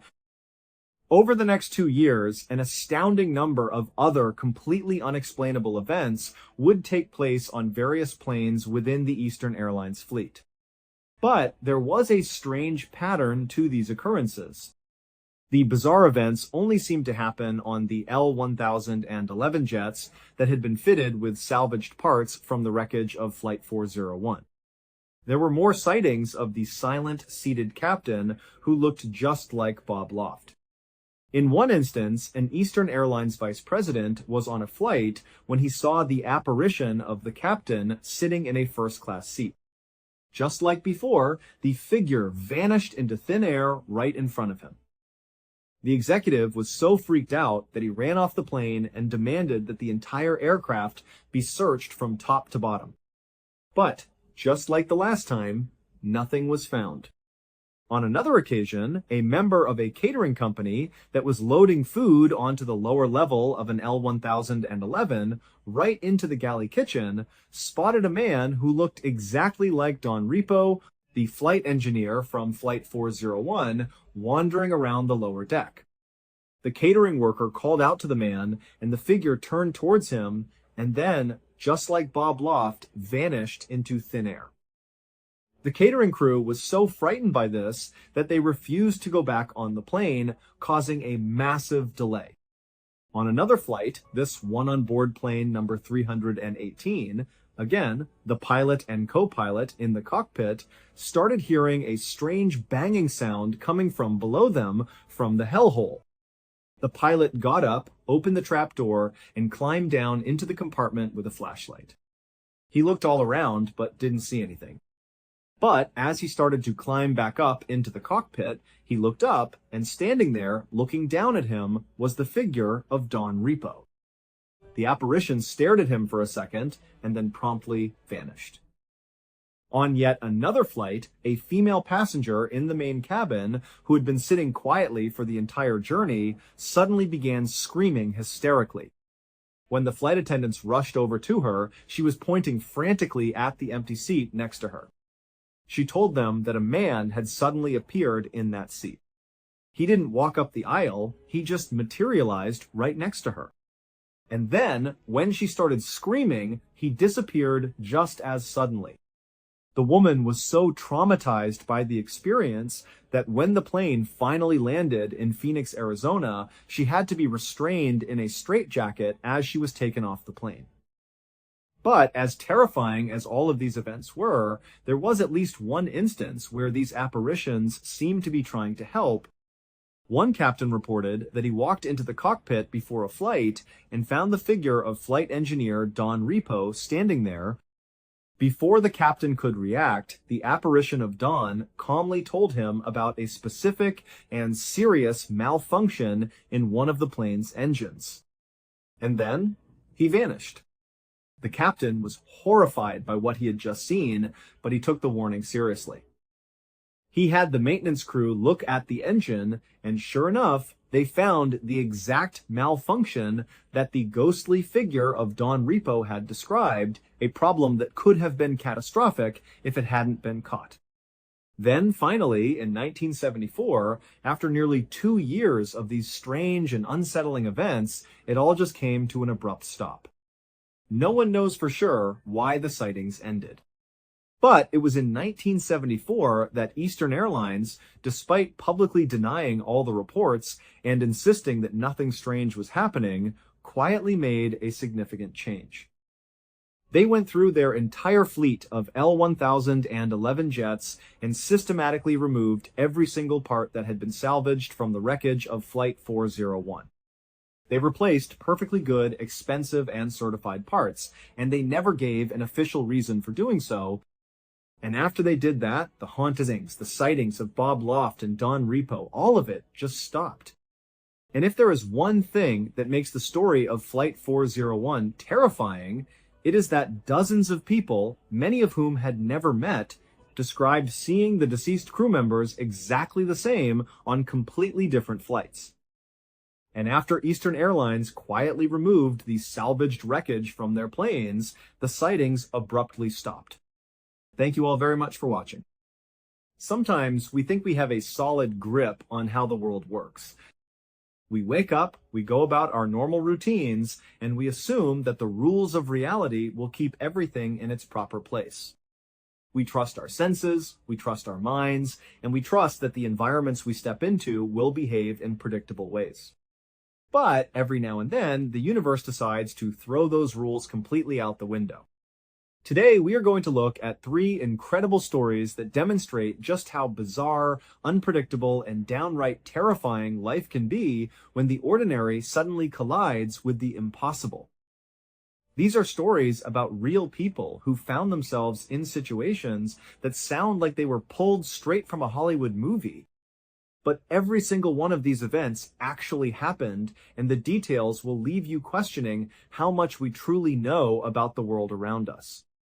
From a chaotic clash of identities on the streets of Detroit, to a mysterious voice that acted as a guardian angel in London, and finally to a man who defied the laws of probability in the dark waters of the Atlantic, these stories show us that reality is often much stranger than fiction. Our first story takes us to the city of Detroit, Michigan, specifically to the east side of the city on Andover Street. If you were to ask anyone who lives in this neighborhood, they would tell you right away that Andover Street has a reputation. It is an area that has been heavily affected by drug activity for a very long time.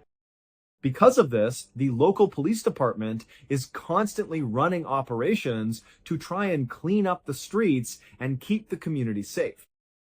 On a cold Thursday morning, specifically November 9th, 2017, two special operations officers from the Detroit Police Department were getting ready to start a specific type of undercover operation known as a push-off. Now, if you are not familiar with what a push-off is, it is basically a reverse sting operation. Undercover police officers will set themselves up in an area, usually in a house that is known for drug transactions, and they will pretend to be the local drug dealers.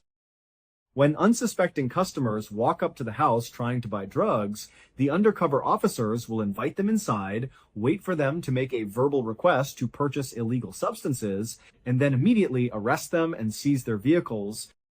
These two particular special operations officers had been working deep undercover in this specific neighborhood for quite a while.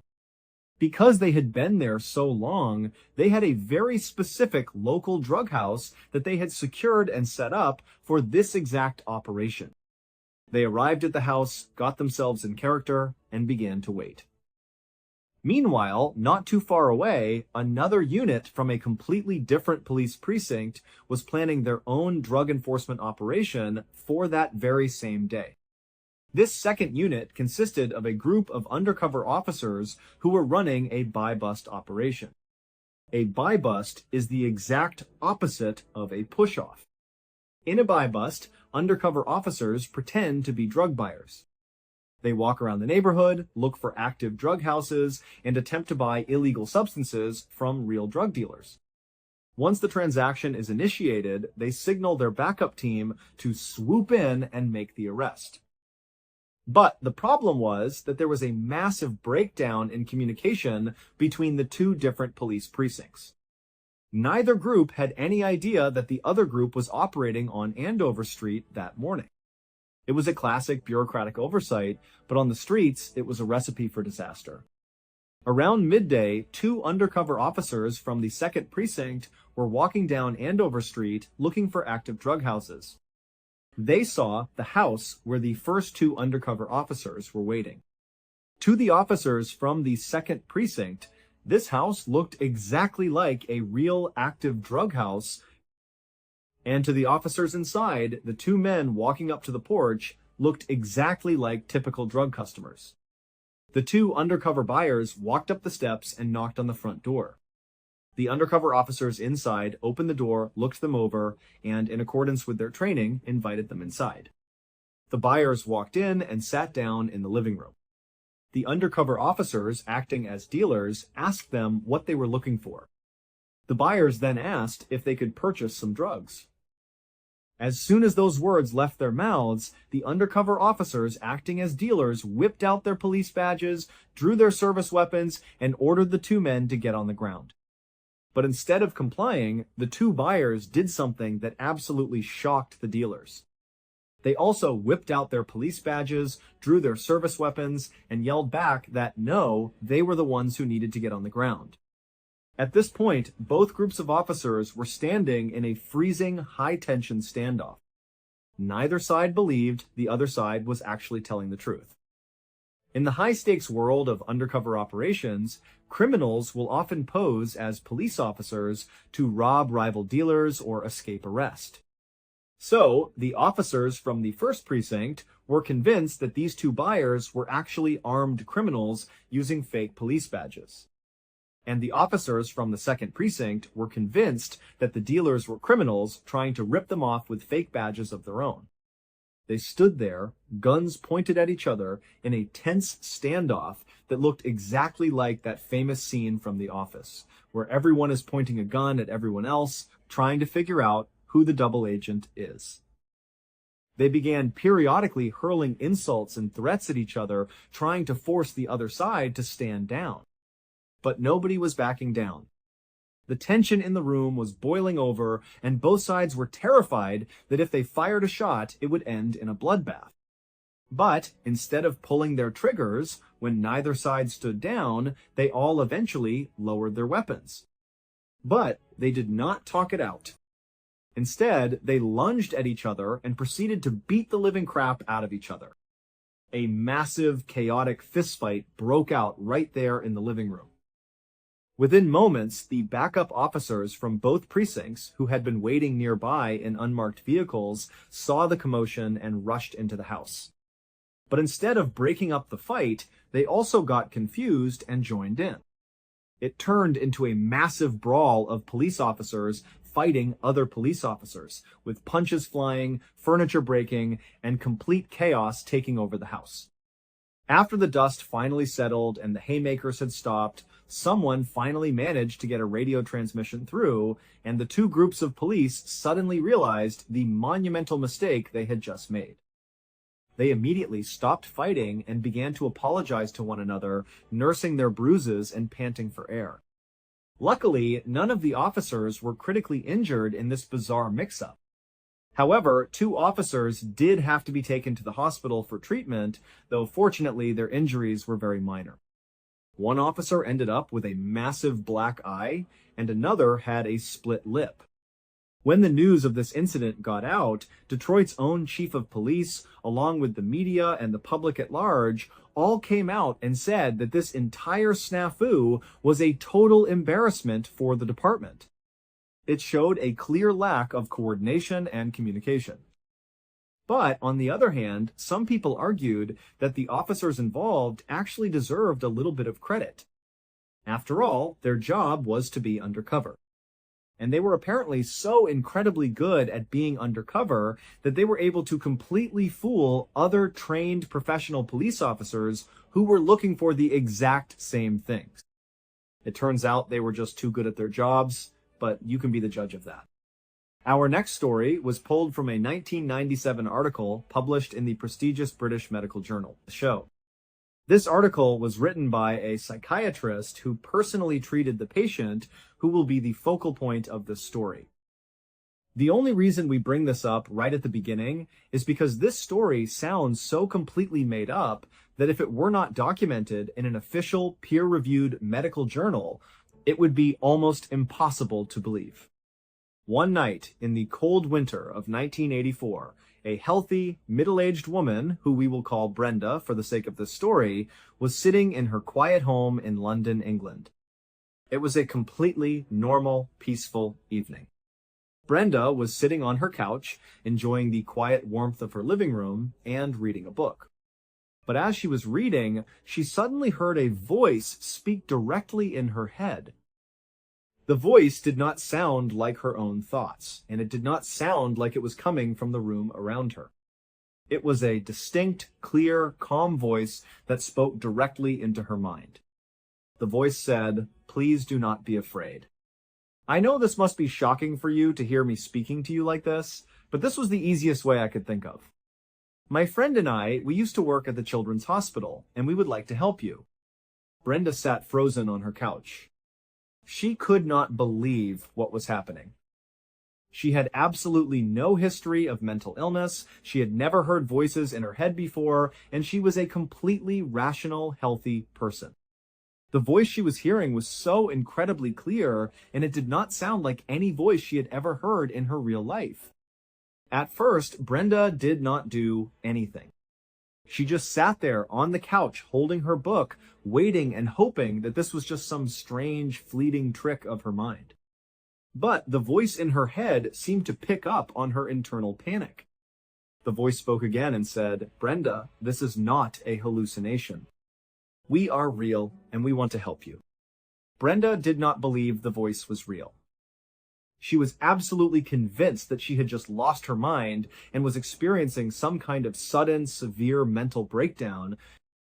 For the rest of the night, she did her absolute best to completely ignore the voice in her head, trying to focus on anything else.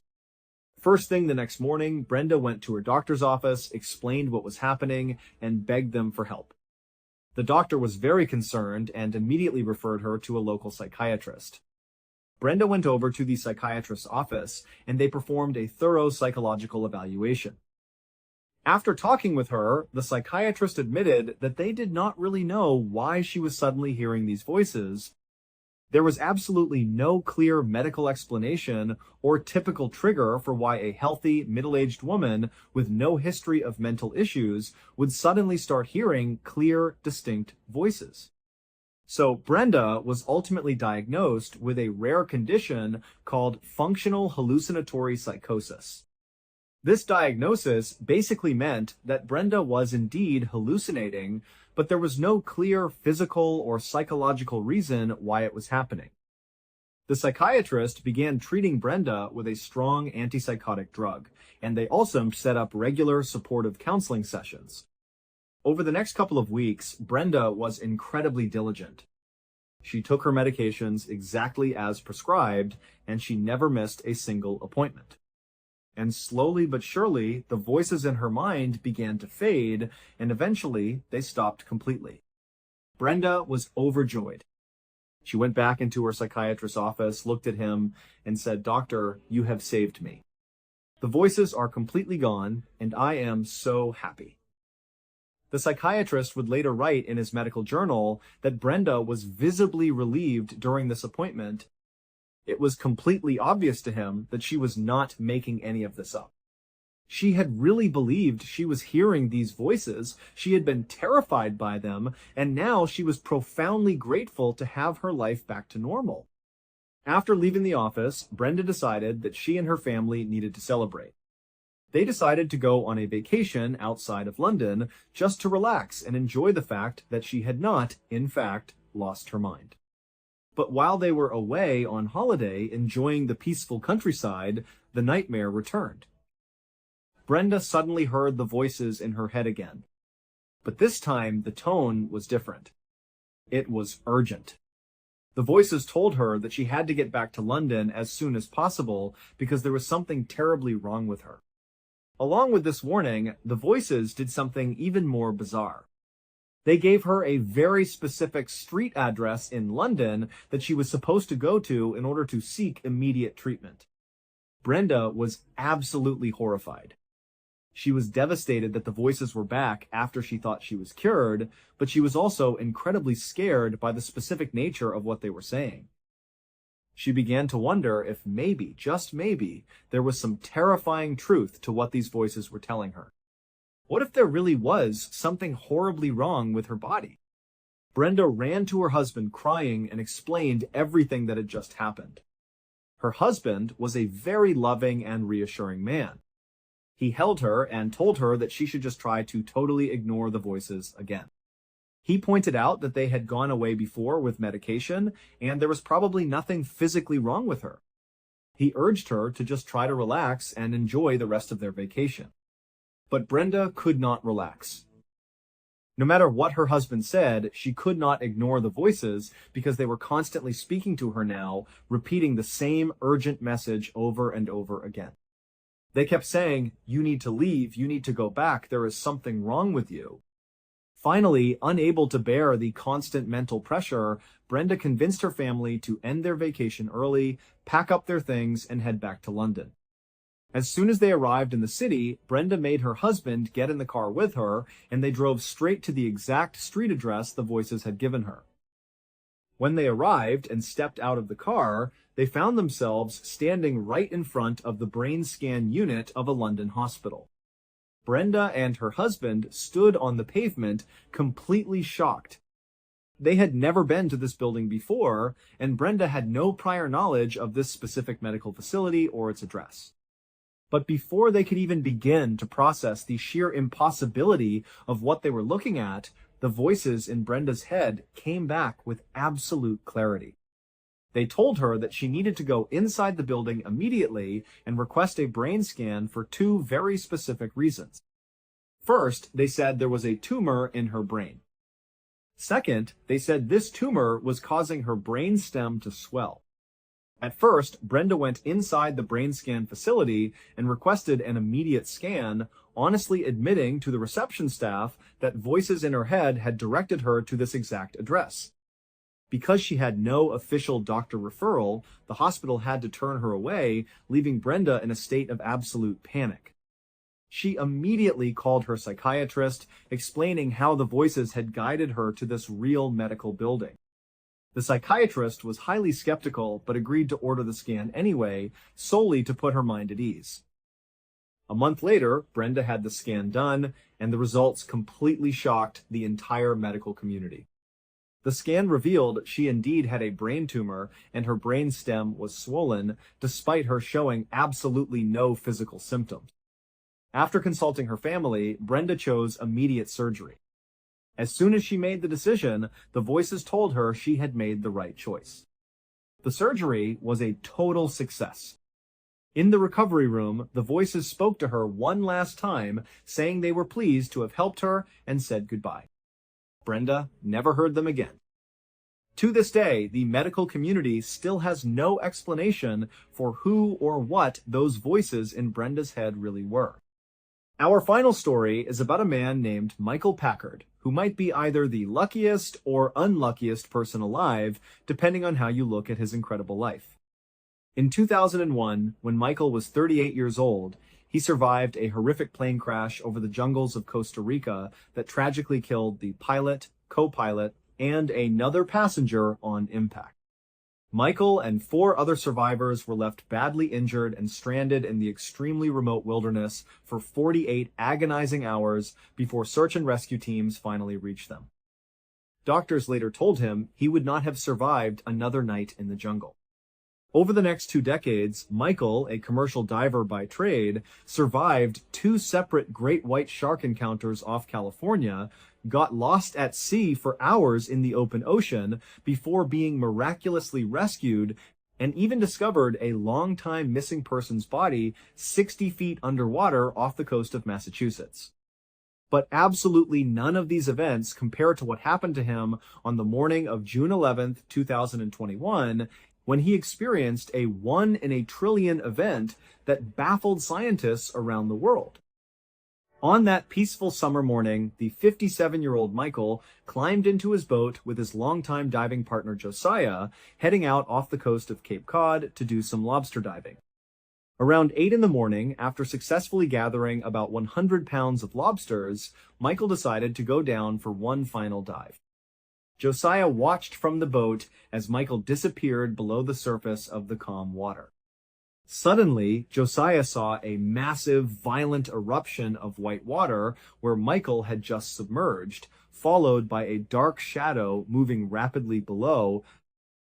Michael had been descending to 60 feet when, at about 45 feet, something hit him from behind like a freight train, immediately plunging him into total darkness and knocking his mouthpiece out. Fumbling around in panic, Michael felt soft, warm, quivering, muscular walls that were actively pulsating. He managed to find his regulator, took a deep breath, and realized there were no sharp teeth, meaning he was not inside a shark. He had actually been scooped up by a giant humpback whale. Humpback whales only eat very small fish, and when this whale realized it had accidentally swallowed a human and a heavy metal scuba tank, it began violently shaking its head side to side to eject him. This thrashing was what caused the dramatic eruption of water Josiah saw from the boat. After 45 agonizing seconds inside the whale's mouth, Michael was finally spat back out into the open water. He swam directly to the surface, saw the whale's tail fins swimming away, and was pulled to safety by Josiah. Miraculously, Michael suffered only minor bruising on his legs and was released from the hospital that very same afternoon. He remained incredibly casual about the encounter, telling reporters he could not wait to heal up and get back to lobster diving. These 3 stories, as different as they are, remind us of a powerful truth. We live our lives under the illusion of control, believing our minds, our identities, and our natural world are completely predictable. But whether it is undercover police officers clashing on a Detroit street, a mysterious voice pointing to a silent brain tumor in London, or a commercial diver being swallowed by a gentle giant of the deep off Cape Cod, we are always just one moment away from the completely unbelievable. These events show us that the division between reality and fiction is incredibly thin, and sometimes the strangest mysteries are the ones that actually happen. They leave us with a lingering sense of wonder and a reminder that no matter how much we plan, the universe will always find a way to surprise us. So perhaps the real question is not whether these stories are true or not, but how many similar stories exist that we will never hear about. Because the truth is, moments like these come without warning. They don't follow the rules. And when they happen, they change everything. If you've made it this far, you already know reality is unfair. See you in the next story.